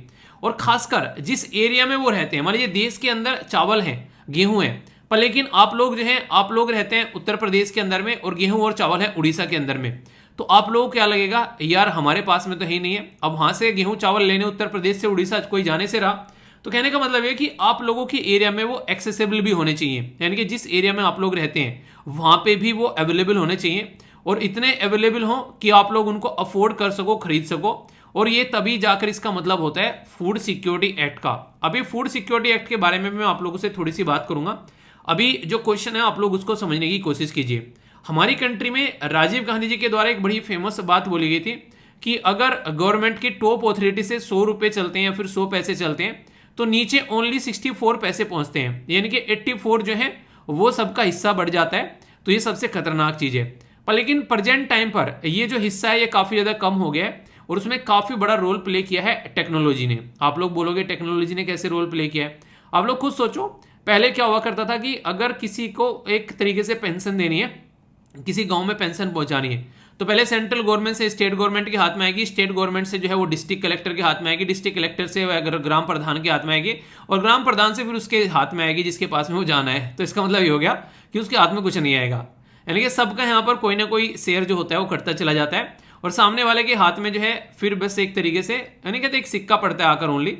ये कंडीशन देखने को मिलती है और इसी को कहते हैं करप्शन, यानी कि इंसान उस इंसान का हक मार ले जो कि यहाँ पर एक तरीके से जिसकी इसको बहुत ज़्यादा जरूरत थी, और ये काफ़ी ज़्यादा देखने को मिलता है। जब से टेक्नोलॉजी आ गई है तब से ये चीज़ें जो है काफ़ी ज़्यादा कम हो गई है और इसकी वजह से काफ़ी ज़्यादा कंडीशन जो है वो संवरी है। आप लोग खुद सोचो यार, एक इंसान रात को भूखा सो रहा है और एक इंसान जो है वो खाने को फेंक रहा है, ठीक है, दोनों में डिफरेंस देखो। यहीं से ही इज्जत बनती है चीज़ों की। आप लोग अगर ये चीज़ें समझ गए, शाम को जब भी खाना खाते हो, दोपहर में खाना खाते हो, एक बार याद करा करो उस किसान को जिसने वो खेतों में उगाया, याद करा करो यहाँ पर उस इंसान ने जिसने आप लोगों के लिए खाना पकाया है, और याद करा करो उस इंसान को जो आप लोगों के घर में परोस रहा है। यानी कि अगर किसान के बच्चे हो तो यहाँ पर पता होगा कि पापा जो है खेतों में कमा के लाए, मम्मी ने जो है खाना बनाया और बहन जो भाई ये छोटा कोई आप लोगों को ये खाना परोस रहा है, ठीक है। तो उसकी इज्जत करना सीखो, बड़ी ही मेहनत से आप लोगों की थाली में जो है खाना पहुँचता है। उड़ीसा जो है उसके द्वारा टॉप किया गया स्टेट रैंकिंग के अंदर में, जिसने नेशनल फूड सिक्योरिटी को इंप्लीमेंट किया है। उड़ीसा का एडमिनिस्ट्रेशन यार कभी कभी सुनने में जब भी इसके ऊपर कोई आर्टिकल आता है तो काफ़ी अच्छा लगता है कि नवीन पटनायक साहब जो है शानदार तरीके से स्कीम इंप्लीमेंट करते हैं एज कम्पेयर टू और स्टेट के। बाकी अंदर की बात तो आप उड़ीसा वाले हो, आप बताओगे कि क्या सही है क्या गलत है। दूसरे नंबर पर उत्तर प्रदेश ने, जो कि इतना बड़ा राज्य है कि ये माना जाता है कि मिनी इंडिया बोला जाता है इस राज्य को, और यहाँ पर अच्छे से इंप्लीमेंट कर दिया। तो योगी जी अच्छे से काम कर रहे हैं इसका मतलब। और आंध्र प्रदेश के अंदर भी काफ़ी अच्छे से यहाँ पर ये स्कीम जो है वो इंप्लीमेंट की जा रही है, ठीक है। आंध्र प्रदेश के चीफ मिनिस्टर कौन है बताइए जरा। अगर बात करें यहाँ पर union food and consumer affair minister जो कि पीयूष गोयल जी हैं आज के डेट में, उन्होंने ये रैंकिंग पब्लिश की है। तो एक क्वेश्चन तो बड़ा ही प्यारा से ही पूछ लेते हैं, ऐसे स्टेट फिजिक्स में कई बार आता है। ये पूछ लेंगे कि state ranking index of for जो नेशनल फूड सिक्योरिटी 2022 ये किसके अंडर आप लोग यहाँ पर देखें, मतलब कौन सी मिनिस्ट्री यहाँ पर इसको एक तरीके से रिलीज करती है। तो याद रखिएगा मिनिस्ट्री ऑफ जो यहाँ पर फूड एंड कंज्यूमर अफेयर ये इसको यहाँ पर रिलीज करती है, ताकि लोगों तक फूड के साथ साथ में न्यूट्रिशनल सिक्योरिटी भी यहाँ पर पहुंचती हुई नजर आए। तो ये काफ़ी इंपॉर्टेंट है यहाँ पर। तो ये बेसिक चीज़ है जहाँ से क्वेश्चन अक्सर बनते हैं आप लोगों के। और हाँ यार एक बात, आर्टिकल सुनते सुनते ये मत भूल जाना कि आर्टिकल के एंड में आप लोग क्वेश्चन भी देखने को मिलेंगे, ठीक है। तो तभी आर्टिकल आप लोग टकटकी लगाकर सुनना है ताकि उन क्वेश्चन के आंसर भी आप लोग यहाँ पर दे सको। तो आइए आगे बढ़ते हैं। यहाँ पर स्टेट रैंकिंग बात की जा रही है, यहाँ पर state ranking index for implementation of the जो नेशनल फूड सिक्योरिटी एक्ट है। तो यहाँ पर जो ये रैंकिंग दी जा रही है स्टेट्स को, तो यहाँ पर उसके इम्प्लीमेंटेशन के बारे में बात कर रहे हैं, नेशनल फूड सिक्योरिटी के कैसे कैसे यहाँ पर इनके द्वारा पब्लिश किए गए। तो फर्स्ट एडिशन जो है यहाँ पर वो लॉन्च किया गया मिनिस्ट्री ऑफ जो consumer affair and food public distribution के द्वारा, और इसके चलते यहाँ पर जो स्टेट उसको इम्प्लीमेंट कर रहा है तो यहाँ से पता चलता है कि उसने कितनी प्रोग्रेस यहाँ पर की है, ठीक है। तो इसके चलते देखिए, अगर मान लीजिए एक गाँव में कोई बच्चा रहता है, उसने पढ़ाई करी, वो आगे चलकर जो है अपनी तहसील पर पहुंचा, तहसील में उसने अच्छे नंबर लेकर आया, एक तरीके से नहीं एक गांव का बच्चा निकला, फिर तहसील में एक तरीके से नाम हुआ उसका, आगे चलकर पता चला उसने तो डिस्ट्रिक्ट टॉप कर रखा है, आगे चलकर पता चला उसने स्टेट टॉप कर रखा है। तो यहाँ से आप लोग क्या चीज़ें देखने को मिल रही है, बच्चा तो वही है ना, पर लेकिन अगर देखोगे तो पहले उसको गाँव का देख रहे हैं, गाँव का टॉपर हो गया, फिर देख रहे हैं कि डिस्ट्रिक्ट का टॉपर हो गया, फिर स्टेट का, फिर वो हो गया सेंट्रल लेवल पर टॉप। तो ऐसे ही अगर कोई पर्टिकुलर स्टेट जो है वो ढंग की परफॉर्मेंस अगर दे रहा है, ठीक है, पहले तो अपने एरिया में टॉप कर दिया, ठीक है, जैसे नॉर्थ ईस्ट का स्टेट हो गया, नॉर्थ ईस्ट में टॉप कर दिया, ठीक है, फिर उसको कंट्री के लेवल पर देख रहे हैं। और कई सारे ऐसे भी राज्य हैं जिनको इंटरनेशनल लेवल पर भी देखा जाता है, जैसे कि अगर बात करें, जैसे हम लोग बात करते हैं ना एक तरीके से जब यहाँ पर ऑर्गेनिक उसके बारे में, एग्रीकल्चर के बारे में, तो वो ऐसा था, हमारे सिक्किम का नाम आता है कई बार, ठीक है, कि ऑर्गेनिक फील्ड में कितनी शानदार परफॉर्मेंस यहाँ पर सिक्किम के द्वारा दी गई है। तो उसको आप लोग यहाँ पर समझ सकते हैं, ठीक है। तो यहाँ पर ये रैंकिंग काफ़ी अच्छी रहती है, जब रैंकिंग दी जाती है तो उससे कंपटीशन का माहौल भी आप लोगों को देखने को मिलता है। अक्सर आप लोगों ने क्लास में देखा होगा, जब बच्चे पढ़ते हैं तो एक दूसरे के बीच में कंपटीशन रहता है, पर लेकिन यार कोशिश किया करो हमेशा अपने आप और अपने साथ में आप लोगों को अपना कंपटीशन करना है, ठीक है। जैसे अभी मैं आप लोगों को बताऊं, एक बच्चे के द्वारा मेल किया गया मुझे और बोला गया कि सर मुझे अपने नोट्स प्रिपेयर करने थे, और नोट्स प्रिपेयर करने में मुझे काफ़ी टाइम लग गया। मैंने सोचा उनको पीपीटी की फॉर्म में नोट्स को थोड़ा बना लेता हूँ, ठीक है। तो ऐसा नहीं कि जैसे कि पीपीटी उठा ली उसने यहाँ से और खुद के अपने नोट्स बना रहा है। आप लोग ये देखो यार, ये जो वीडियो आती है लगभग 1.5 घंटे की आती है, ठीक है। इस वीडियो में मैं क्या क्या कवर कर रहा हूँ, द हिंदू न्यूज़पेपर कवर कर रहा हूँ, पीआईबी कवर कर रहा हूँ, इंडियन एक्सप्रेस कवर कर रहा हूँ, या फिर डाउन टू अर्थ मैगजीन के आर्टिकल कवर कर रहा हूँ। आर्टिकल के साथ साथ मैं आप लोगों को आंसर राइटिंग भी दे रहा हूँ, आप लोगों को एमसीक्यू भी दे रहा हूँ हर एक टॉपिक के नीचे। तो जब ऑलरेडी इतनी मेहनत ये आप लोगों के लिए की जा रही है यहाँ पर, तो आप लोग के लिए क्रिस्प फॉर्म में आप लोगों को चीज़ें मिल रही है, तो आप लोग उस चीज़ के ऊपर क्यों आप लोग इतनी मेहनत लगा रहे हो। ये नोट्स ही है ना एक तरीके से आप लोगों के लिए, ये पूरा एक तरीके से आंसर राइटिंग का फ्रेम आप लोगों को यहाँ पर मिल रहा है। जितने टाइम में आप लोग वहाँ पर उसको खुद से इतनी मेहनत कर रहे हो, तो यहाँ पर आप लोग इसको एक बार रिवाइज कर सकते हो प्रॉपर वे में। एक क्या आप 2-3 बार रिवाइज कर लोगे इतने टाइम में। मतलब ये तो वही बात हो गई कि घर वालों ने आप लोगों के लिए खाना बनाया, आप लोगों ने क्या बनाया कि आपका खाना पसंद नहीं है, हम तो फिर से खाना बना रहे हैं और फिर से खाना बना के अपने आप खाएंगे। समझ रहे हो आप लोग। अगर आप लोगों को थोड़ा बहुत करना है तो जैसे कि आप लोग क्या करो, थोड़ा सा एडिशन कर लो अगर आप लोगों को लगा कोई नया पॉइंट लग रहा है। हालांकि जितनी बार आप लोगों को मैं पढ़ाता हूँ, आप लोगों ने देखा होगा अक्सर कई सारे आर्टिकल आते रहते हैं, तो नई नई चीज़ें आप लोगों को मिलती रहती है, पर लेकिन सारी चीज़ें आप लोगों को पीपीटी में देखने को मिल जाती है, ठीक है। तो इससे क्या होता है, इससे ये रहता है कि आप लोग जब रिवीजन करने बैठेंगे, एक बार मैंने पढ़ा दिया, एक बार आप लोगों ने इनको डाउनलोड कर नजरों में को निकाल लिया, एक बार फिर जब आप लोग अगर बात करें तो जैसे कि मंथली वीडियो आती है उसमें आप लोगों ने देख लिया, तो इससे आप लोगों को तैयारी अच्छी हो जाती है। तो इसका मतलब ये होता है कि जब पीपीटी यहाँ पर बनाई जाती है तो बेसिक पर्पज आप लोगों को ये देखिए कि उसमें इस तरीके से आप मेहनत करने की जरूरत नहीं है, आप लोगों के लिए मेहनत की जा रही है यहाँ पर, ठीक है। तो उसको आप लोग अच्छे से थोड़ा बहुत एडिशन कर लीजिए अपना। हालांकि वो भी सारी चीजें होती रहती हैं, पर क्वेश्चन को जरूर प्रैक्टिस करिए जो हर एक पीपीटी के एंड में आप लोगों को देखने को मिलता है। तो कहने का मतलब यार सीधा सीधा यहाँ पर ये है कि नोट्स की फॉर्म में आप लोगों को ये पीपीटी मिल रही है, तो ये आप लोग अच्छे से सहज कर रखिए और अपना रिवीजन वगैरह अच्छे से करते रहिए। और अगर आप लोग 1.5 घंटा दे रहे हैं तो 1.5 घंटे में कितनी सारी चीजें कवर हो जाती है वो आप लोग देखिए, तो बहुत सारा फायदा आप लोगों को होगा। पर लेकिन आप लोगों को उसको समझना पड़ेगा, ठीक है। जब आप लोग वैल्यू दोगे उस चीज को, उन्हें कहते हैं कि घर वाले भी कई बार कहते हैं कि शादी हो जाएगी तब पता चलेगा माँ बाप क्या करते हैं, बच्चे होंगे तुम्हारे, ठीक है। जब जॉब करने लगोगे तब पता चलेगा कि पैसे कमाने की अहमियत क्या होती है। तो वही चीजें हैं यार, थोड़ा सा ये चीजें अगर इतने अच्छे से आप लोग लेकर चलो, जितनी अच्छे से पीपीटी बनाई जा रही है आप लोगों के लिए, तो उसको आप लोग एंजॉय कर सकते हो अच्छे से, ठीक है। आगे चलते हैं, यहाँ पर बात की जा रही है नेशनल फूड सिक्योरिटी एक्ट के बारे में। अगर इसके बारे में बात करें तो यहाँ पर इसके अंदर इंक्लूड किया गया अभी प्रधानमंत्री गरीब कल्याण अन्न योजना, जिसको आप लोग PMGKAY भी बोलते हैं। तो यहाँ पर जब इसके बारे में हम लोग बात करते हैं तो ये एक ऐसी स्कीम है हमारे देश के अंदर में जो कि गरीबों के कल्याण के लिए बनाई गई है, यानी कि सोसाइटी में वो तबका जिसके ऊपर कोई फोकस नहीं दे रहा है, उसमें बोला गया कि प्रधानमंत्री इस स्कीम को एक तरीके से इंप्लीमेंट करेंगे प्रधानमंत्री के नाम पर। इसके 3 पिलर यहाँ पर रखे गए, जिसमें यहाँ पर बोला गया एक तो सबसे पहला यहाँ पर एक इंप्लीमेंटेशन जो होना चाहिए वो एंड टू एंड होना चाहिए, यानी कि लास्ट छोर तक पहुंचना चाहिए, और टारगेटेड पब्लिक डिस्ट्रीब्यूशन सिस्टम के थ्रू जाना चाहिए। टारगेटेड पब्लिक डिस्ट्रीब्यूशन सिस्टम क्या होता है, ये एक अलग से ही कॉन्सेप्ट बन जाता है, बड़ा ही प्यारा। जैसे मान लीजिए एक सोसाइटी है, एक गांव है, उस गांव में बहुत सारे लोग रहते हैं। एक ऐसा है घर जो कि अच्छी खासी जमी है, मतलब जमींदार है, ट्रैक्टर वैक्टर घर में, गाड़ी वाड़ी स्कूटर मोटरसाइकिल सब कुछ है। वो इंसान जो है क्या उसको फूड सिक्योरिटी की जरूरत है? बिल्कुल भी नहीं है। एक ऐसा है जिसके घर में छप्पर पड़ा हुआ है, जैसे तैसे 2 वक्त की रोटी उस इंसान को मिलती है, तो किसको यहाँ पर खाने की जरूरत है? तो इसको है। तो इसका मतलब ये होगी टारगेटेड का मतलब है कि इसको टारगेट करना है कि खाना इसके पास जाना है, ना कि इसके पास में। एक तो होगा कि यूनिवर्सल करा दिया, चाहे कोई गरीब हो चाहे कोई अमीर हो, सबको भाई साहब ना, दो नहीं कहते कि गल्ले का तेल मिलेगा, जैसे राशन का कोटे का तेल मिलता था, तो वो वाली चीजें नहीं होनी चाहिए। जो एक तरीके से अफोर्ड कर सकते हैं वो तो अपने आप ले ले, ठीक है, और बाकी यहाँ पर इन तक पहुंचा जाए, तो टारगेटेड ये काम किया गया। तो नेशनल फूड सिक्योरिटी जो उसमें कवरेज किया गया टारगेटिंग, और इसी तरीके से एक्ट के अंदर काम किया गया डिलीवरली, एक तरीके से डिलीवर करने के लिए प्लेटफॉर्म और न्यूट्रिशन के ऊपर भी फोकस दिया गया कि हाँ यार थोड़ा सा दाल वगैरह भी दी जा सके, चीजों को उस तरीके से लेके चलना है। यानी कि बेहतरीन तरीके से जो है वो स्कीम को यहाँ पर इंप्लीमेंट किया गया, ठीक है।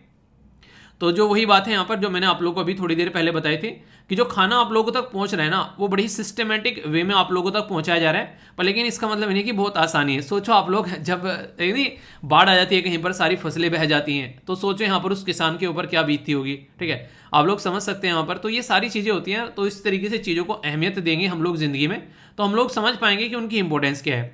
अगर बात करें यहाँ पर कई सारी और भी फाइंडिंग्स बताई गई हैं। जैसे सबसे पहले तो ये क्वेश्चन आप लोगों के लिए इंपॉर्टेंट हो जाता है। कई बार आप लोगों ने स्टेट पीसेस में देखा होगा, ऐसे क्वेश्चन बड़ी जल्दी बनते हैं आप लोगों से। जैसे टॉप राज्य कौन सा है? उड़ीसा, उत्तर प्रदेश, आंध्र प्रदेश जिसने इंप्लीमेंट किया है।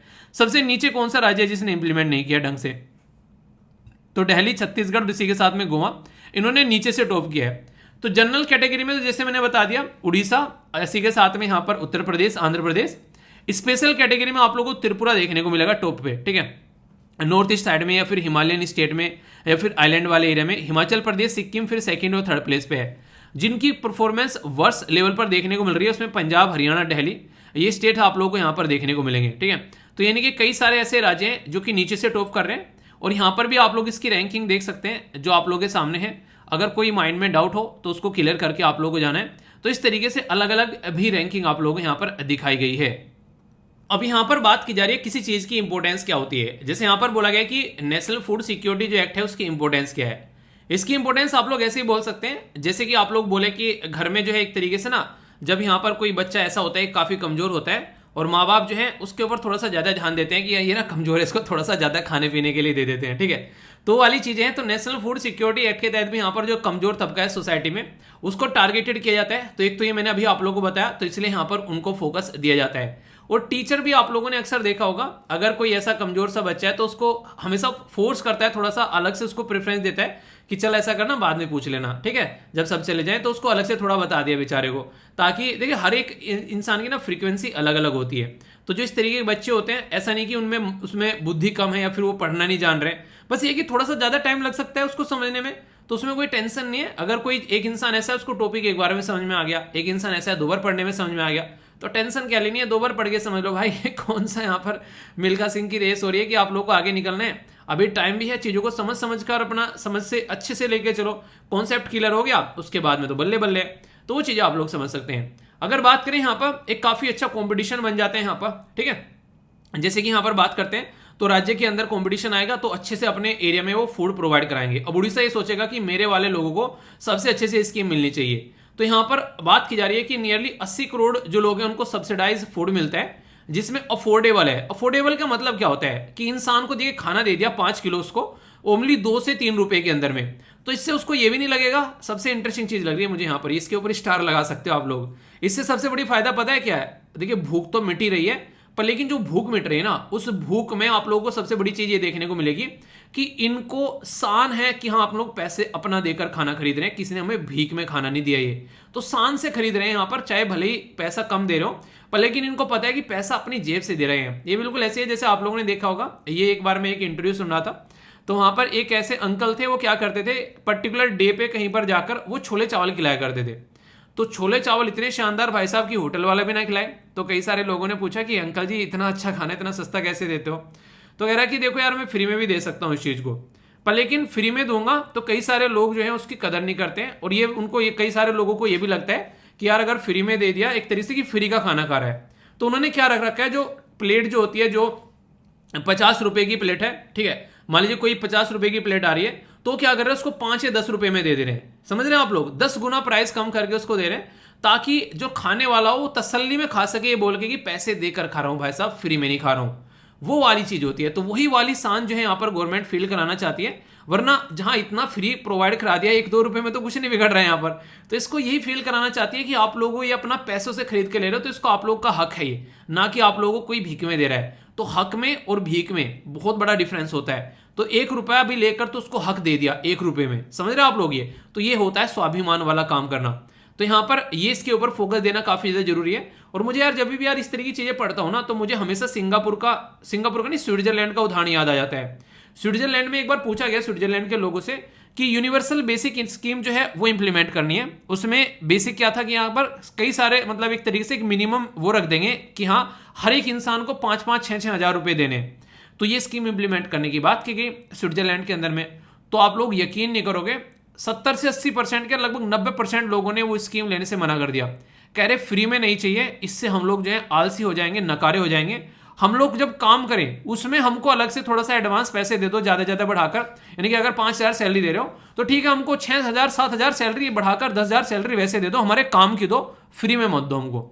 तो उससे क्या होता है, इंसान के अंदर स्वाभिमान बना रहता है, और स्वाभिमानी इंसान जो है ना पता नहीं क्या क्या कर जाता है। पर लेकिन जिसको फ्री में खाने की आदत पड़ जाती है तो फिर दिक्कत क्या होने लगती है, वो इंसान को ये लगता है कि हाँ मिल ही रही है, करना ही क्या है, चल तो रही है, जिंदगी कट रही है यार, एक पेट हर भर जाता है, फिर करना ही क्या है। तो उससे हम लोग अपनी देश की जो एसेट्स है, यानी कि जो इंसान है जो कि बहुत कुछ देश में प्रोडक्टिव कर सकता है, एक साइंटिस्ट है जो देश में क्या क्या कर रहा है, ठीक है, और एक ऐसा इंसान है जिसको कुछ करने का मन ही नहीं है, बस पड़ा हुआ है ऐसे ही, मतलब एक तरीके से कर ही नहीं रहा है, कुछ भी मन ही नहीं है, बस कट रही है, बस जिंदगी काट लेंगे चले जाएंगे यार, कुछ कटेगी और कट जाएगी। तो वो वाले सबसे ज्यादा खतरनाक इंसान होते हैं। तो उस तरीके के इंसानों से डिस्टेंस बना के रखना है। तो भला जब यहाँ पर बात की जा रही है, कई सारे इशू भी हैं यहाँ पर कि ये प्रोग्राम जो है कई बार जैसे इंप्लीमेंट किया जाता है, ठीक है। तो यहाँ पर जो की इशू है यहाँ पर, it does not cover program and the scheme implemented by the other ministry. कई बार क्या होता है, ओवरलैप होने लगता है चीजें, ठीक है। और कई बार ऐसा होने लगता है कि चलो उसकी मिल रही है तो चलो रहने देते हैं, ऐसा भी तो होता है ना कई बार चीजें कि वो दे रहा है तो चलो हम रहने देते हैं। इसके ऊपर भी एक छोटी सी कहानी याद आ गई मुझे ये तो सुनकर आप लोग थोड़ा सा हैरान हो जाओगे। एक कहानी यही अक्सर मेरे दादाजी सुनाया करते थे। एक गाँव था, उस गाँव में क्या हुआ, उस गाँव में था कि चलो दूध इकट्ठा करते हैं और एक भंडारा करेंगे और खीर बनाएंगे। तो यहाँ पर कि सबको ना एक एक जो आधा आधा या फिर एक एक लीटर जो है सबको अपने घर से दूध लेके आना है। तो एक चतुर प्राणी था, चतुर प्राणी ने बोला कि इतना गांव दूध डालेगा, क्यों ना मैं एक जग पानी, वो 1 लीटर पानी डाल दूं तो इतने दूध में क्या पता चलेगा। तो भाई साहब उसने ले जाके डाल दिया अपना पानी, ठीक है। वो ढका हुआ था, कौन क्या डाल रहा है दिख नहीं रहा था। आप लोग यकीन नहीं मानोगे, जब बाद में उसको निकाला गया उसमें, मतलब उसमें पानी था। मतलब सारे लोग ये सोच रहे थे कि हम क्या करेंगे, मतलब 1 लीटर पानी डाल देंगे, सब तो दूध डाल ही रहे हैं। तो ये वो इसका कहने का मतलब यहाँ पर ये कि आप लोग अपने लेवल पर चीज़ों को सही करने की कोशिश करो, बाकी सारी चीज़ें जो होती हैं वो फिर होती रहती हैं। तो अपने लेवल पर आप लोगों को चीज़ों को इंप्लीमेंट करना है, ठीक है। तो यहाँ पर टारगेटेड स्कीम के बारे में बात की जा रही है, नेशनल फूड सिक्योरिटी स्कीम। और टारगेटेड जो यहाँ पर फोकस जो दिया जा रहा है, इससे क्या होता है, कई बार एक तरीके से हम लोग क्या करते हैं कि एक तरीके से फोकस हो पाता है स्टेट और यूनियन टेरिटरी के अंदर में, तो एक स्टैंडर्ड भी बना रहता है, तो उसको लेकर चलना है। पर लेकिन कोई छूट ना जाए तब का। देखिए जस्टिस जुडिशरी भी यही बोलती है कि भले ही 100 गुनहगार छूट जाएं, पर लेकिन एक जो है बेगुनाह इंसान को सजा ना हो जाए, तो वो पूरा फोकस यहाँ पर रहता है। तो ऐसा ही कुछ यहाँ पर बोलने की कोशिश की गई है। जो बच्चा क्लास में फर्स्ट आया, आखिर वो फर्स्ट कैसे आ गया, यानी कि ये भाई साहब उड़ीसा जो है फर्स्ट कैसे आ गया। तो कुछ तो काम किया होगा उड़ीसा ने। जी हाँ, बहुत शानदार तरीके से काम किया। 1 नेशन 1 राशन प्रोग्राम को भी ढंग से इंप्लीमेंट कर दिया, यानी कि पूरे देश में कहीं भी चले जाओ, आप लोगों को आपका जो अगर राशन कार्ड आप लोगों के पास में है तो काम आप लोगों का चल जाएगा। एंड टू एंड कंप्यूटराइज कर दिया टारगेटेड पब्लिक जो यहाँ पर डिस्ट्रीब्यूशन है, कोई दिक्कत ही नहीं यहाँ पर। इवन जो राशन कार्ड है उसको भी डिजिटल फॉर्म में यहाँ पर अपडेट किया, प्रॉपर वे में प्रोवाइड कराया। यहाँ पर ऑल जो फूड स्टोरेज हैं, ठीक है, उनको प्रॉपर वे में यहाँ पर एक तरीके से रखा जा रहा है और ऑटोमेटेड उनको एक किया जा रहा है कि खत्म होते उसके अंदर और माल पानी आता रहे, ठीक है। रियल टाइम में इलेक्ट्रॉनिक रिकॉर्डिंग की जा रही है, डोर जो स्टेप पर डिलीवरी की जा रही है ताकि हर एक घर में चीजें पहुंच जाएं। फेयर प्राइस शॉप जो है उनको प्रॉपर वे में यहाँ पर उन्हें कहते हैं एक तरीके से जो पॉइंट ऑफ सेल वाली मशीन होती है, अपना स्कैन कर एटीएम लगाकर अपना सारा चीजें आराम से वहीं पर ही काम कर लो, अपना निपटा लो, ठीक है। तो वो वाली है कि ऑटोमेटेड वे में चीजें चल रही हैं। टेक्नोलॉजी जहां घुस जाती है ना, वहां चीजों को आसान कर देती है।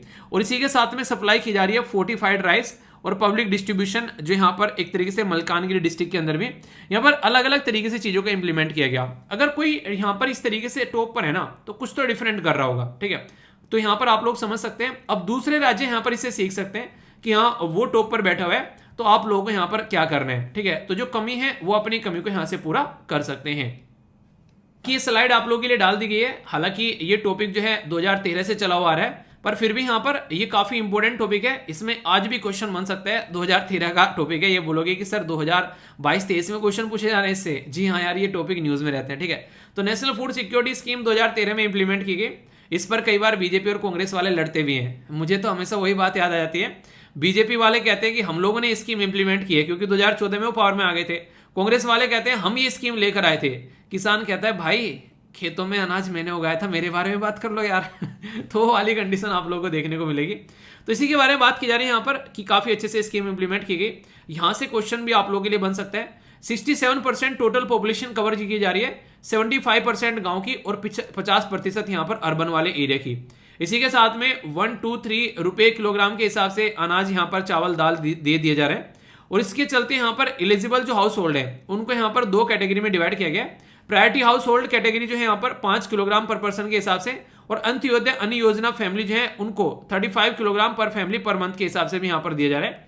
तो ये एक तरीके से अलग अलग फोकस भी यहाँ पर दिया जा रहा है। जो ज्यादा गरीब तबका है सोसाइटी का उसको और ज्यादा सपोर्ट किया जा रहा है, ठीक है।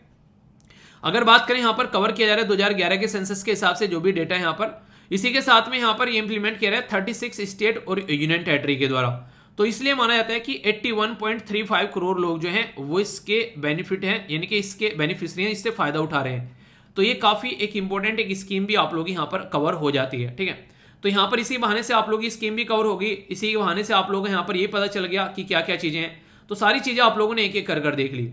अब अगर रियलिटी में आप लोगों ने अच्छे से आर्टिकल पूरा एंजॉय किया है, तो एक ऐसा आर्टिकल है जिससे बेहतरीन क्वेश्चन आप लोग के एग्जाम में बन चुके हैं ऑलरेडी। जैसे कि आप लोग देखते हैं यूपीएससी प्रीलिम्स में यहाँ पर क्वेश्चन पूछा गया इससे related. National food security act 2013 के बारे में कौन सी स्टेटमेंट है करेक्ट, ये आप लोग को बतानी है। इसमें क्या बोला गया, इसमें बोला गया कि फैमिली जो इसके अंडर आती है कैटेगरी बिलो पॉवर्टी लाइन, ठीक है, only are eligible to receive the subsidize food, यानी कि बिलो पॉवर्टी लाइन वाली ही यहाँ पर इसको खाना मिलता है। अगर आप लोग अबो पॉवर्टी लाइन यानी गरीबी रेखा के ऊपर है तो आप लोगों को इससे खाना नहीं मिलेगा। जब आप लोग अबो पॉवर्टी लाइन है तो पहले तो बात ये होगी आप लोग यहाँ पर खाना मिलेगा नहीं मिलेगा।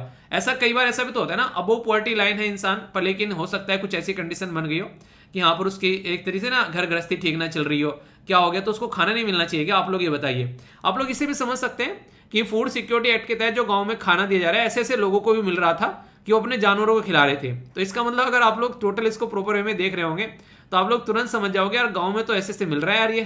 तो ऐसा आप लोगों के माइंड में एक आना चाहिए, क्वेश्चन आना चाहिए तुरंत। दूसरा एक और पॉइंट आप लोगों के माइंड में आ सकता है कि ये कितने प्रतिशत को यहाँ पर कवर कर रहा है। यहाँ के 67% पॉपुलेशन को कवर कर रहा है। तो 67% पॉपुलेशन हमारे देश की बिलो पॉवर्टी लाइन है क्या? तो वैसे भी आप लोग देखते हैं कि स्टेटमेंट जो है वो गलत हो जाती है यहाँ पर। जैसे ये स्टेटमेंट चली गई यहाँ पर तो इसका मतलब है कि स्टेटमेंट चलेगी। बोला गया प्रेग्नेंट वुमेन एंड लैक्टेटिंग जो मदर है वो इंटाइटल है यहाँ पर टेक राशन, और यहाँ पर लगभग 1600 कैलोरी पर जो उनका प्रेगनेंसी के हिसाब से अगर बात करें 6 मंथ के लिए यहाँ पर ये स्टेटमेंट बोली गई है। आप लोगों को याद होगा मैंने इंटीग्रेटेड चाइल्ड डेवलपमेंट स्कीम आप लोगों को पढ़ाई थी, ठीक है, तो उसके तहत अगर आप लोग बात करेंगे तो उनको 6000 रुपये यहाँ पर देने की बात की जा रही थी। कैलोरी तो यहाँ पर रिक्वायरमेंट जैसी रहेगी उसके हिसाब से दी जाएगी। ऐसा तो है नहीं कि हर एक इंसान का डाइट जो होती है वो एक जैसी होती है, सबकी डाइट जो होती है वो अलग अलग होती है। तो ये स्टेटमेंट भी आप लोगों को यहाँ पर गलत देखने को मिलेगी। ये है यहाँ पर कि घर में जो एल्डेस्ट जो वुमेन है हाउस होल्ड के अंदर में 18 ईयर या फिर उससे अबोव है तो उसको हेड माना जाएगा, और उसके हिसाब से यहाँ पर आप लोग ये है राशन कार्ड इशू कर सकते हैं। तो वुमेन इंपावरमेंट की भी स्कीम यहाँ पर इसको बोला जाता है, ठीक है। तो इस तरीके से आप लोगों से क्वेश्चन एग्जाम में बन जाते हैं। अगर आप लोग टॉपिक को सुनकर जाओगे तो कई सारी ऐसी स्टेटमेंट रहेगी जिनको आप लोग अंडरस्टैंड कर पाओगे। एलिमिनेशन मेथड यूज कर भी आप लोग देख सकते हो, ठीक है। एक और क्वेश्चन आप लोगों के लिए फ्रेम किया गया यहाँ पर नेशनल फूड सिक्योरिटी एक्ट के बारे में। स्टेटमेंट पढ़ते हैं, अच्छे से पढ़िए, वीडियो को पॉज कर एक बार पढ़ के क्वेश्चन का आंसर भी दे दीजिए ताकि आप लोग भी थोड़े चक्षु खुले। फूड ग्रेन्स अंडर द जो यहाँ पर टारगेटेड पब्लिक डिस्ट्रीब्यूशन जो सिस्टम होता है will be made available at subsidize price to यहाँ पर 3 to 1 ये पर किलोग्राम राइस व्हीट एंड जो कोरस ग्रेन होते हैं ये बोला गया, ठीक है। ग्रेवेंस रिड्रेसल जो मैकेनिज्म है अवेलेबल होगी नेशनल और स्टेट लेवल पर। कौन सी स्टेटमेंट यहाँ पर करेक्ट है ये आप लोगों को बताना है। करेक्ट नहीं पूछा गया, इनकरेक्ट पूछा गया है। ये हमेशा मैं आप लोगों को बोलता हूँ यार, पता चला पूरा अच्छे से टॉपिक पढ़ के गए, पूरी मेहनत करके गए, रिवीजन करके गए और क्वेश्चन पढ़ने में गलती कर दी एग्जाम में, वो बोलेंगे तरीकी ये क्या हो गया यार, ठीक है। तो उस तरीके वाले काम नहीं होना चाहिए यहाँ पर। पूरा अच्छे से आप लोग क्वेश्चन को पढ़ना है तभी आंसर देना है, ठीक है। तो आंसर दीजिए, देखता हूँ कौन कौन सी आंसर देता है। वैसे अगर कॉमन सेंस लगाओगे तो इस क्वेश्चन का भी आंसर दे दोगे। वैसे क्वेश्चन अच्छा फ्रेम किया गया आप लोगों के लिए। यहाँ पर अगर बात करोगे नॉर्मली क्या होता है, सेंट्रल गवर्नमेंट आकर चेक करेगी क्या यहाँ पर ये सारी चीजें, ये काम तो स्टेट गवर्नमेंट या फिर डिस्ट्रिक्ट लेवल की अथॉरिटी करेगी। तो यहाँ पर सेंट्रल गवर्नमेंट को यहाँ पर इतना काम थोड़ी ना है, वो तो बोल दिया यार तुमको स्कीम बना कर दे दी, तुम इंप्लीमेंट कर लो। तो यहाँ से आप लोग इसको समझ सकते हो, ठीक है। तो ये भी एक बेहतरीन क्वेश्चन है। यहाँ पर अगर बात करी जाए तो आंसर यहाँ पर क्या हो गया, आंसर यहाँ पर इसका बी हो गया। तो टॉपिक ऐसे तैयार करो यार कि अब यहाँ पर इस टॉपिक को किसी को पढ़ा भी लेना चाहे जाकर, ठीक है। तो बिल्कुल उस तरीके से चीजों को लेकर चलो। हमेशा मैं यही बोलता हूँ कि टॉपिक को ऐसे पढ़ो कि एक तरीके से चारों तरफ से चक्षु खुल जाए टॉपिक के भी, उसको लगे कि यार ये इंसान बैठ के पढ़ा रहा है, मतलब ये इंसान बैठ के पढ़ रहा है, पता नहीं क्या क्या पढ़ेगा, ठीक है। तो ये था पूरा टॉपिक। कोई डाउट हो तो बताना, थम्स अप देकर बता सकते हो अगर आप लोगों को अच्छा लग रहा है। उन्हें कहते हैं प्यार बांटने से बढ़ता है, तो ये प्यार ही है। और प्यार हमेशा दो तरफा होता है, एक तरफा प्यार कामयाब नहीं होता है, ठीक है। तो यहाँ पर आप लोग अपना फीडबैक जरूर देना, ओके। देखो यार चाय तो सब बना रहे हैं, पर लेकिन जो चाय मोदी जी ने बनाई है उसका टेस्ट ही शानदार था, पूरे देश को पीने में मजा आ गया, इसलिए वो प्राइम मिनिस्टर बन गए। ऐसी एक चाय बनाने वाले और आज के डेट में काफ़ी फेमस है, MBA चाय वाले, आप लोगों ने उनका नाम सुना होगा। तो मैं ये कुछ ना कुछ डिफरेंट करना है। तो यानी कि जब कुछ डिफरेंट करोगे आप लोग जिंदगी में तो आप लोगों को एक अच्छा रिजल्ट देखने को मिलेगा। वरना क्या होता है, नॉर्मली आप लोगों ने सुना होगा, अक्सर आप लोगों ने देखा होगा, जब तक जिंदगी में आप लोग कुछ कर नहीं लेते तो आप लोगों को ये बोला जाता है कि ये फलाने का बेटा है, फलाने की बेटी है, ढिमकाने का बेटा है, ढिमकाने की बेटी है। पर लेकिन जब आप लोग खुद कर लेते हो तो अपोजिट हो जाता है। अगर आप लोग के फादर या मदर कहीं जाते हैं तो ये बोलते हैं ये उसके मदर फादर है, यानी कि आप लोगों के नाम से आप लोगों के मम्मी पापा जाने जाते हैं। और जिस दिन आप लोगों ने ऐसा कर दिया तो आप लोग जो है समझो कि आप लोगों ने कुछ ना कुछ अचीव कर लिया, ठीक है। तो ये यहाँ पर रहता है तब जब आप लोग कुछ नया करते हो। तो यहाँ पर ऐसा ही कुछ नया खोजा जा रहा है नेचुरल फार्मिंग के नाम पर।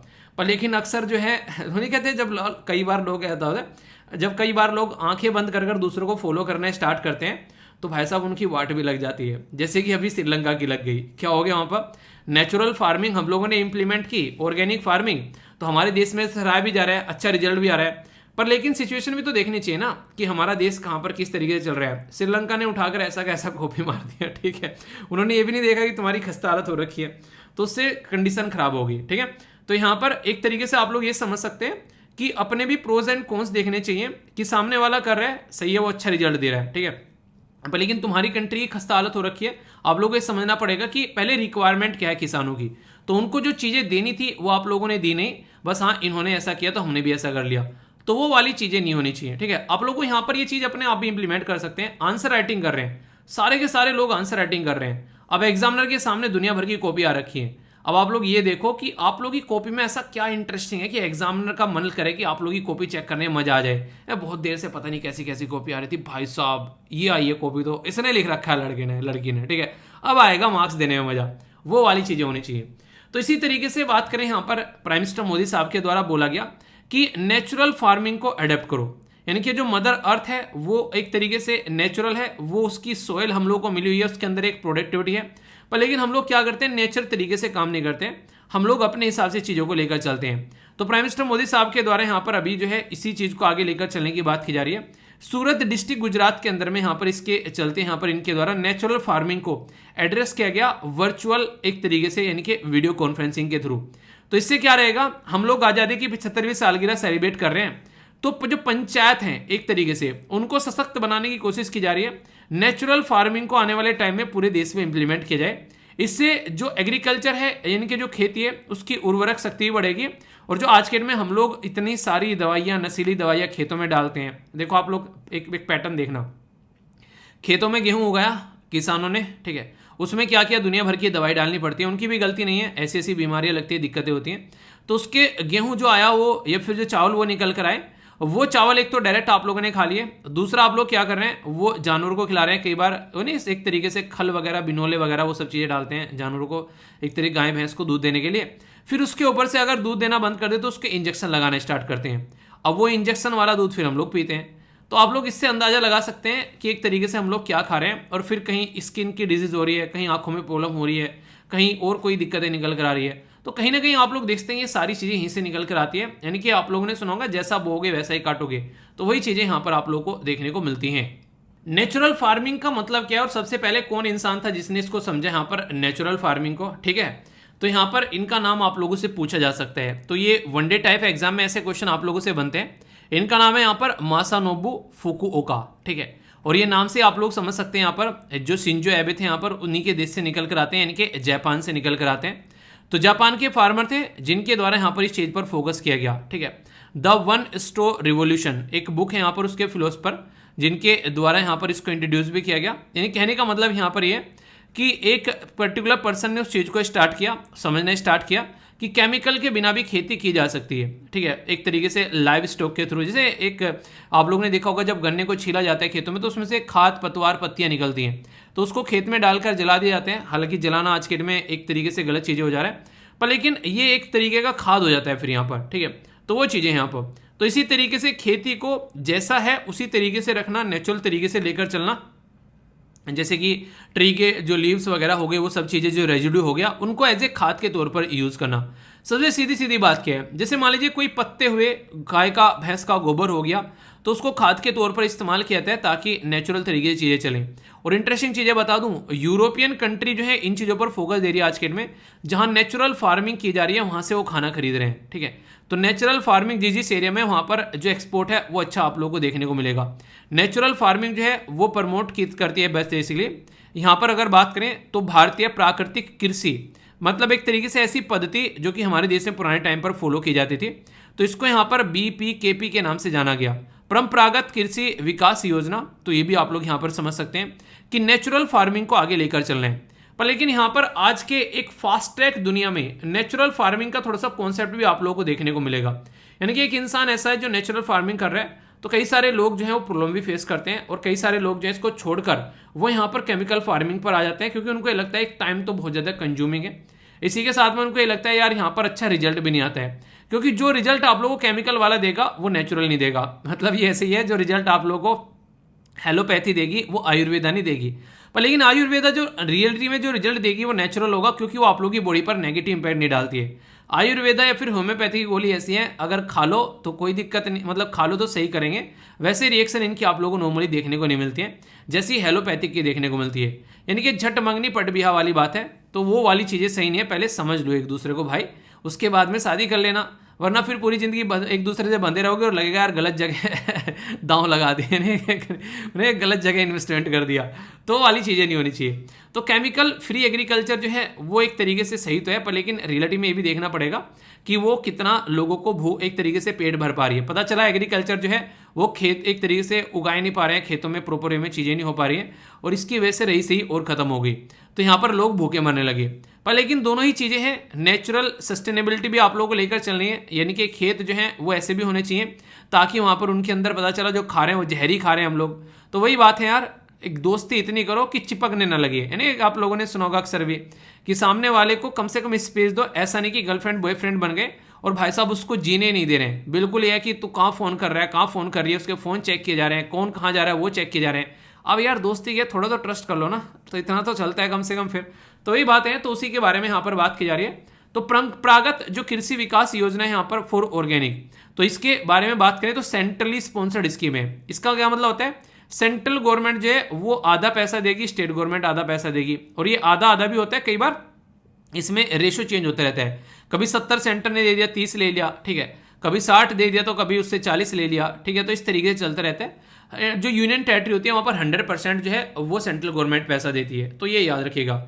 जो टारगेट करते हैं लगभग 10,000 ऑफ क्लस्टर इनके द्वारा बोला गया, 2000 लाख हेक्टेयर जमीन हम लोग कवर करेंगे, एक टाइम इनके द्वारा दिया गया था।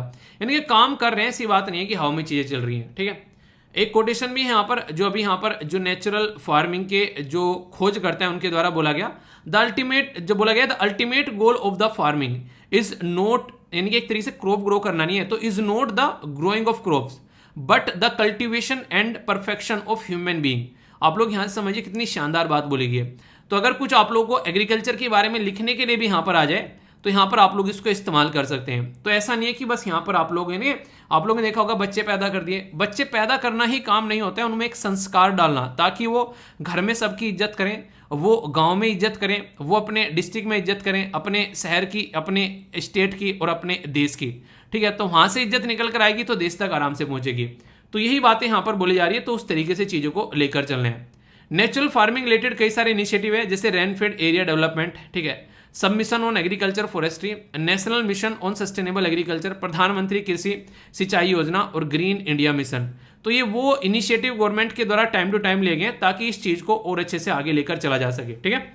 अब एक छोटा सा क्वेश्चन है, ज़्यादा बड़ा नहीं है। नेचुरल फार्मिंग जो यहाँ पर आप लोगों को जिसके बारे में मैंने बात की, यहाँ पर एक इंसान है जिसका नाम है यहाँ पर मासानोबु फुकुआ, ठीक है। हालांकि नाम से यहाँ पर पता चल गया, कंट्री का नाम तो मतलब एक तरीके से आप लोग बोल सकते हैं यहाँ पर, ठीक है। तो चलिए कोई नहीं, इसका नाम आप लोगों को बताना है। तो यहाँ पर कौन से देश से निकल कर ये आते हैं, अभी डिटेल में मैंने आप लोगों को इसके बारे में पढ़ा है, तो कन्फ्यूजन नहीं होना चाहिए। छोटे छोटे क्वेश्चन कई बार आप लोगों से बन जाते हैं, तो इस तरीके से आप लोग देख सकते हैं, ठीक है। वैसे यहाँ पर नाम अगर दिया जाएगा तो फिर जापान देगा, साउथ कोरिया देगा, चाइना देगा, कुछ ऐसे ऐसे नाम आप लोगों को देखने को मिलेंगे, ठीक है। तो आप लोग समझ सकते हैं। तो क्वेश्चन जो है आप लोगों को इस तरीके से भी कई बार पूछे जाते हैं। एक और छोटी सी बात यार, आगे बढ़ने से पहले, कई बार आप लोगों के जब मेल आते हैं तो मुझे कई बार हंसी आ जाती है सुनकर। तो कई बार ना कई सारी चीज़ें ऐसी होती हैं, जैसे लेक्चर में मुझे लगता है कि जैसे कि पढ़ा रहा हूँ तो बहुत कुछ मैंने पढ़ा दिया, ठीक है, फिर भी कई बार मेरा मन ना भरता नहीं है, तो मैं ना कुछ कुछ चीज़ें ना आप लोगों की पीपीटी में भी डाल देता हूँ, ठीक है। तो एक बच्चा कह रहा है सर ये तो क्लास में पढ़ाए नहीं, तो मैंने कहा पीपीटी में है ना चीज़ें, तो कई सारी एक्स्ट्रा चीज़ें मुझे लगता है ना, देखो लेक्चर में कुछ लिमिटेशन भी होती है। अब मैं पढ़ाने बैठूंगा, अब मान लीजिए मैं यही टॉपिक हो गया, इस टॉपिक को 1 घंटे तक पढ़ा सकते हैं। आप लोगों ने देखा होगा अक्सर स्कूल में जब चीज़ें पढ़ाई जाती थी तो एक टॉपिक पढ़ा रहे हैं पूरे लगभग 1.5-2 घंटे तक उसको निपटा के जा रहे हैं, ठीक है। तो वो वाली चीज़ तो एक तरीके से फिर वो लगने लगता है कि यार बहुत ज़्यादा हो गया, ठीक है। तो इसलिए मैं क्या करता हूँ, कई सारी चीज़ें जो हैं मैं आप लोगों की पीपीटी में डाल देता हूँ, इसीलिए बोलता हूँ मैं स्पेशली कि पीपीटी जरूर डाउनलोड कर लिया करो, तो आप लोगों को उसमें कई सारी चीज़ें अक्सर देखने को मिल जाती हैं, ठीक है। पर लेकिन क्वेश्चन मत पूछा करो क्यों डाली है, आप लोगों के लिए डाली है यार, ठीक है, अपने लिए तो डाली नहीं थी, ओके। जैसे यहाँ पर सिग्निफिकेंस अगर लिखने के लिए आ जाए आप लोगों के लिए, तो क्या क्या यहाँ पर करता है, तो एम्प्लॉयमेंट जनरेशन करेगा, कोस्ट को मिनिमाइज करेगा, इंश्योर करेगा बेटर हेल्थ, रेजिलियंस रहेगा, लाइव स्टॉक को भी सस्टेन करेगा, गाय भैंस खाएंगे तो ठीक रहेगा, इन्वायरमेंट कंजर्वेशन भी करेगा। 5 कंपोनेंट भी आप लोगों को यहाँ पर देखने को मिलते हैं। जैसे यहाँ पर बात की जा रही है जीवामृत, ठीक है, इसी के साथ में यहाँ पर मल्चिंग, ठीक है, प्लांट प्रोटेक्शन, वापसा, ठीक है, तो ये यहाँ पर आप लोगों को देखने को मिलेगा बीज अमृत। तो इनके बारे में थोड़ा सा पढ़ना आप लोग हल्का सा, इसके बारे में अभी आप लोगों को पता होना चाहिए। नेचुरल फार्मिंग करने के तरीके क्या होते हैं, बेसिकली जैसे बात की जा रही है बीज अमृत, तो काऊ का डंग मिलाकर, ठीक है, उसमें और भी कई सारी चीज़ें एक तरीके से नहीं चीज़ों को मिक्स कर ताकि उसकी चीज़ें बढ़ी रहें, तो एक तरीके नेचुरल तरीके से होता है। पर लेकिन आज के टाइम पर इतना टाइम किसी के पास होता नहीं है, तो इसलिए फटाफट अपना यूरिया लाए, अपना वो सब चीज़ें और डाली और काम कर दिया, तो वो दिक्कतें देखने को मिलती हैं। ठीक है, तो सब जगह कोई ना कोई दिक्कतें हैं, पर लेकिन सोल्यूशन निकालना पड़ेगा। अब आदतें आराम से लंबे समय तक खराब हुई है, तो आराम से लंबे समय तक उसको सुधारने पड़ेगा। ठीक है, तो ये बेसिक बात है। आई होप कि माइंड में क्लैरिटी आई होगी। दोस्तों, अगर मैं आप लोगों से एक बड़ा ही प्यारा सा क्वेश्चन पूछूं कि हमारी कंट्री में अगर बात करें इंडियन कोस्ट गार्ड के बारे में और इंडियन नेवी के बारे में, आखिर दो फोर्सेस क्यों रखी जाती हैं और इनके बीच में आप लोगों को क्या डिफरेंस देखने को मिलता है, इस क्वेश्चन का आंसर आप लोग दो। बाकी तो आर्टिकल में आप लोगों से डिस्कस करूंगा, ये सारी बातें आप लोगों को बताऊंगा डिटेल में, और काफ़ी अच्छे से आप लोग यहाँ पर इसको समझ भी पाएंगे। PADM में क्या है, यहाँ पर ये सेंट्रल के द्वारा भी यहाँ पर एक पेमेंट सिस्टम के बारे में बात की जा रही है इंडियन कोस्ट गार्ड के लिए। PIB के द्वारा भी कवर किया गया आर्टिकल, और भी कई जगह कवर किया गया था ये, और बड़ा ही प्यारा सा आर्टिकल है। और खासकर आप लोगों ने अक्सर देखा होगा हमारी कंट्री में नेवी, आर्मी, एयरफोर्स में कोई ना कोई यार दोस्त, रिश्तेदार या घर वाला होता ही है। तो यहाँ पर एक तरीके से अवेयरनेस की भी स्कीम यहाँ पर आप लोग इसको बोल सकते हैं कि हाँ ऐसा कुछ चल रहा है, तो पता होना चाहिए आप लोगों को सोसाइटी में। ठीक है, UPSC prelims GS paper 2 government की पॉलिसीज के बारे में बात करें तो ये काफ़ी इंपॉर्टेंट टॉपिक बन जाता है। मिनिस्ट्री ऑफ डिफेंस के द्वारा आप लोगों को एक इंटरेस्टिंग बात लगी यहाँ पर कि आप लोग बात करें जैसे इंडियन जो आर्मी, एयरफोर्स, नेवी है मिनिस्ट्री ऑफ डिफेंस के अंडर आते हैं, ऐसे यहाँ पर कोस्ट गार्ड भी मिनिस्ट्री ऑफ डिफेंस के अंडर ही आता है। ठीक है, तो यहाँ पर बात की जा रही है PADMA। ठीक है, तो क्या है यहाँ पर, ये इसको बोलते हैं पेरोल ऑटोमेशन फॉर डिसबर्स, एक तरीके से डिसबर्समेंट ऑफ मंथली अलाउंसेस, मतलब सैलरी वगैरह हो गई या फिर जो एक्स्ट्रा जो पेमेंट किया था उनको मंथली किस तरीके से उन तक पहुंचाना है, उसका एक आसान तरीका ढूंढने की कोशिश की जा रही है। ठीक है, तो इसी के ऊपर यहाँ पर काम किया जा रहा है ताकि जो भी पे या अलाउंसेज हैं 15,000 कोस्ट गार्ड को यहाँ पर उन तक पहुंचाया जा सके। आप लोगों को एक बात बता दूं, दुनिया में सबसे बड़ी कोस्ट गार्ड जो सेना है वो किसकी है, तो यहाँ पर सबसे बड़ी है USA की। पर लेकिन USA के अंदर 5 आप लोगों को देखने को मिलेंगी, जैसे कि फोर्सेज के बारे में बात करते हैं, आर्मी, एयरफोर्स और नेवी, और इसी के साथ में मेरीन कॉर्प्स। और यहाँ पर बात करें कोस्ट गार्ड, आप लोगों को जो नजर आएगी वो इसकी सबसे छोटी यूनिट है इसकी सारी जो डिफेंस फोर्सेज हैं, पर लेकिन फिर भी दुनिया में सबसे बड़ी है। यहाँ पर ये आप लोगों को 36,000 के करीब यहाँ पर कोस्ट गार्ड के लोग देखने को मिलेंगे, जबकि अगर बात करें हमारी कंट्री में अराउंड 15,000 के करीब आप लोगों को देखने को मिलते हैं। तो पहले पर है USA, चौथे पर हम हैं, बीच में 2 बच गए, दूसरा और तीसरा वो कौन है ये आप लोगों को बताना है। ठीक है, डिफेंस अकाउंट डिपार्टमेंट जो ऑपरेट कहते हैं यहाँ पर पे अकाउंट ऑफिस कोस्ट गार्ड, ये नोएडा के अंदर आप लोगों को यहाँ पर देखने को मिलेगा। ठीक है, नोएडा जो है वो NCR के रीजन के अंदर ही नजर आप लोगों को आता है, बेसिकली दिल्ली से सटा हुआ एरिया। तो यहाँ पर ये लॉन्च की गई centralise payment system. Centralise payment system एक तरीके से ऐसा सिस्टम होता है, मान लीजिए आज की डेट में आप लोग एक बैंक अकाउंट खुलवाते हैं किसी पर्टिकुलर बैंक के अंदर में, तो इसका मतलब ये होगा कि अब आप लोग दूसरा अकाउंट उसके अंदर नॉर्मली नहीं खुला सकते हैं उस सेम डॉक्यूमेंट्स के साथ में। ठीक है, कोई स्पेशलाइज कैटेगरी हो तो एक अलग बात है, वरना वो पकड़ लेंगे और बोलेंगे भाई दूसरा खुला रहा हो यार, एक तो है, इतना पैसा हो गया क्या, एक में नहीं आ रहा है, 2 अकाउंट चाहिए एक ही बैंक में। ठीक है, तो पकड़ के पूछते हैं फिर वो। ठीक है, मतलब पूछते नहीं है, एक तरीके से सेंट्रलाइज का मतलब ये हो गया अपनी खुद की ब्रांच में नहीं जाने की जरूरत है, कहीं भी जा सकते हो, सब जगह फैसिलिटी मिलेगी।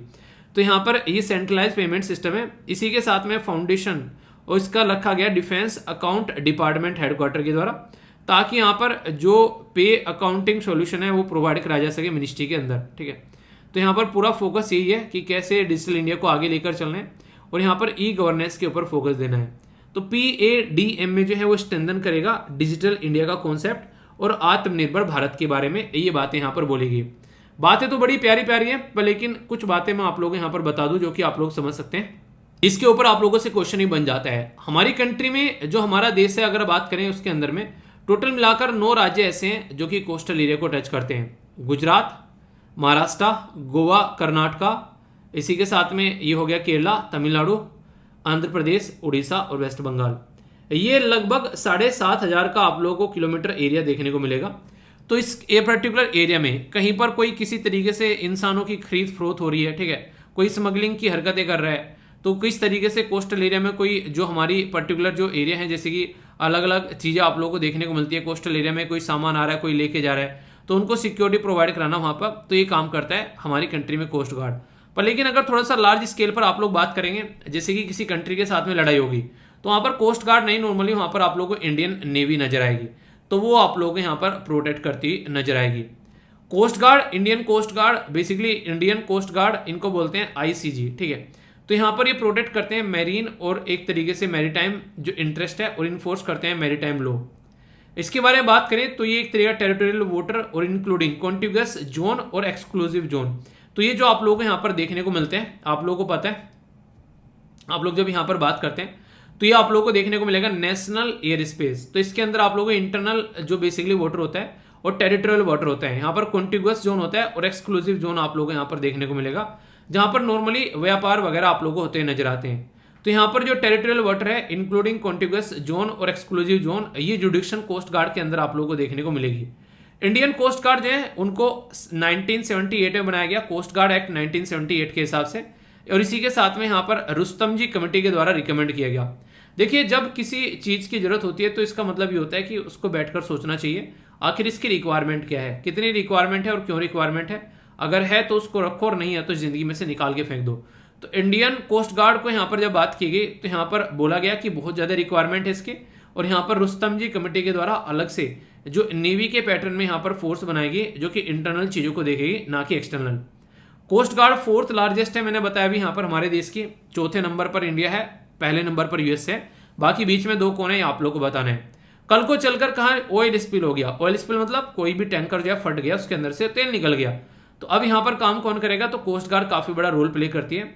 आर्म फोर्स सर्च और रेस्क्यू जो ऑपरेशन होते हैं यहाँ पर, ठीक है, तो यहाँ पर उसमें काफी बड़ा रोल प्ले करती है। मेरीन टाइम इन्फोर्समेंट के बारे में बात करें तो ये काफी इंपॉर्टेंट आप लोगों को देखने को मिलेगा। जोन इसके डिवाइडेड होते हैं, जैसे इंडिया के अंदर बात करें 5 कोस्ट गार्ड जोन है, जिसमें north west, west east, north east, Andaman and Nicobar respective region आप लोगों को देखने को मिलेंगे, ठीक है, अलग अलग रीजन में, जैसे कि गांधीनगर हो गया, मुंबई हो गया, चेन्नई हो गया, कोलकाता, पोर्ट ब्लेयर।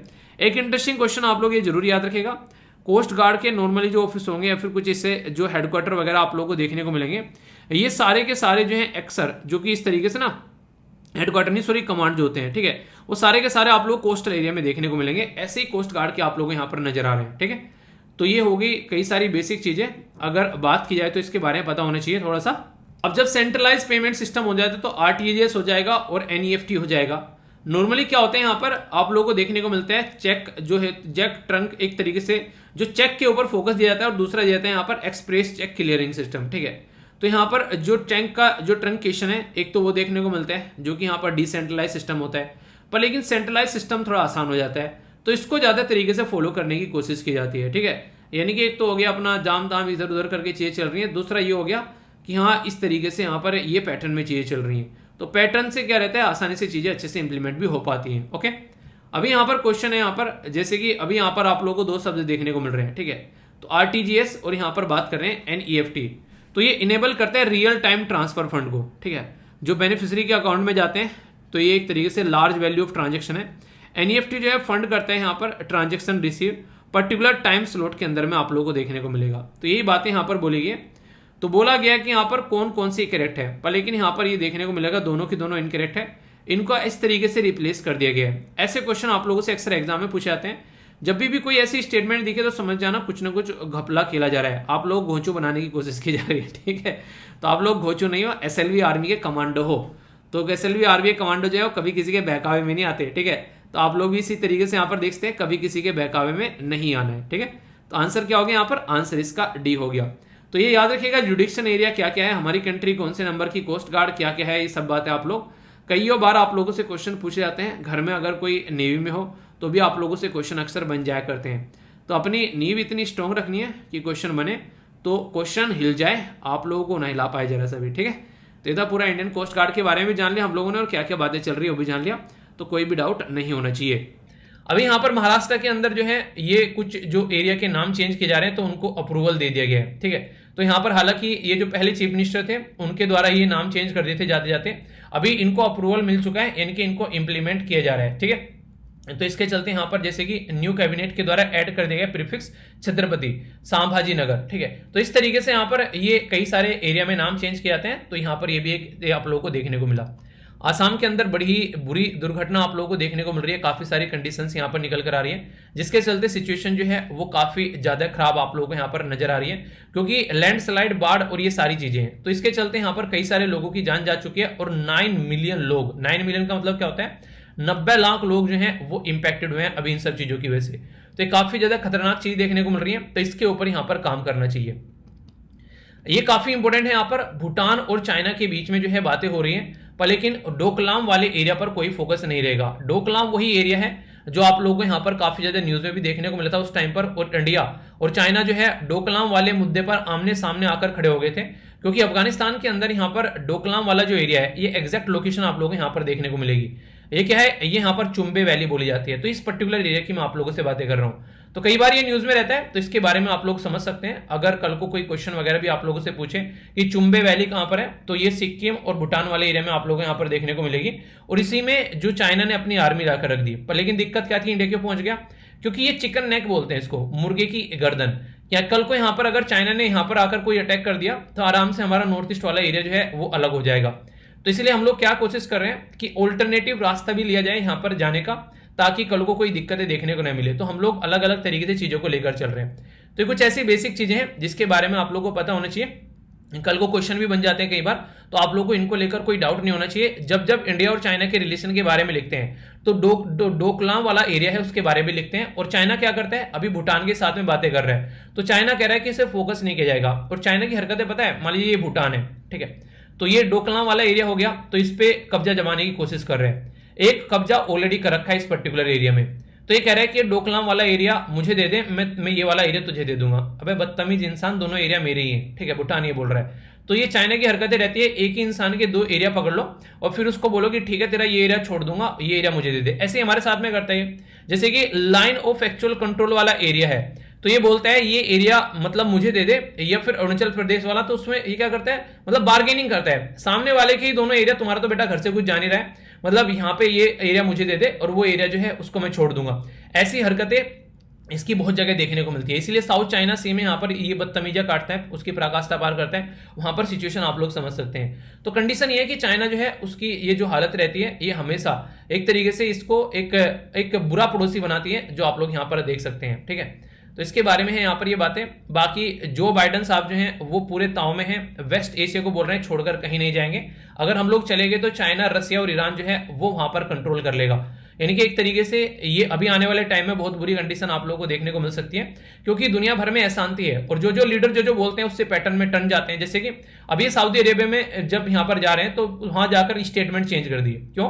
क्योंकि एक पर्टिकुलर पर्सनैलिटी थे जिनका नाम कई बार आप लोगों ने सुना भी होगा, मेरे मुंह से भी, उनका नाम था Jamal Khashoggi. Jamal Khashoggi Saudi Arabia के एक जर्नलिस्ट थे, वो मोहम्मद बिन सलमान के खिलाफ लिखा करते थे।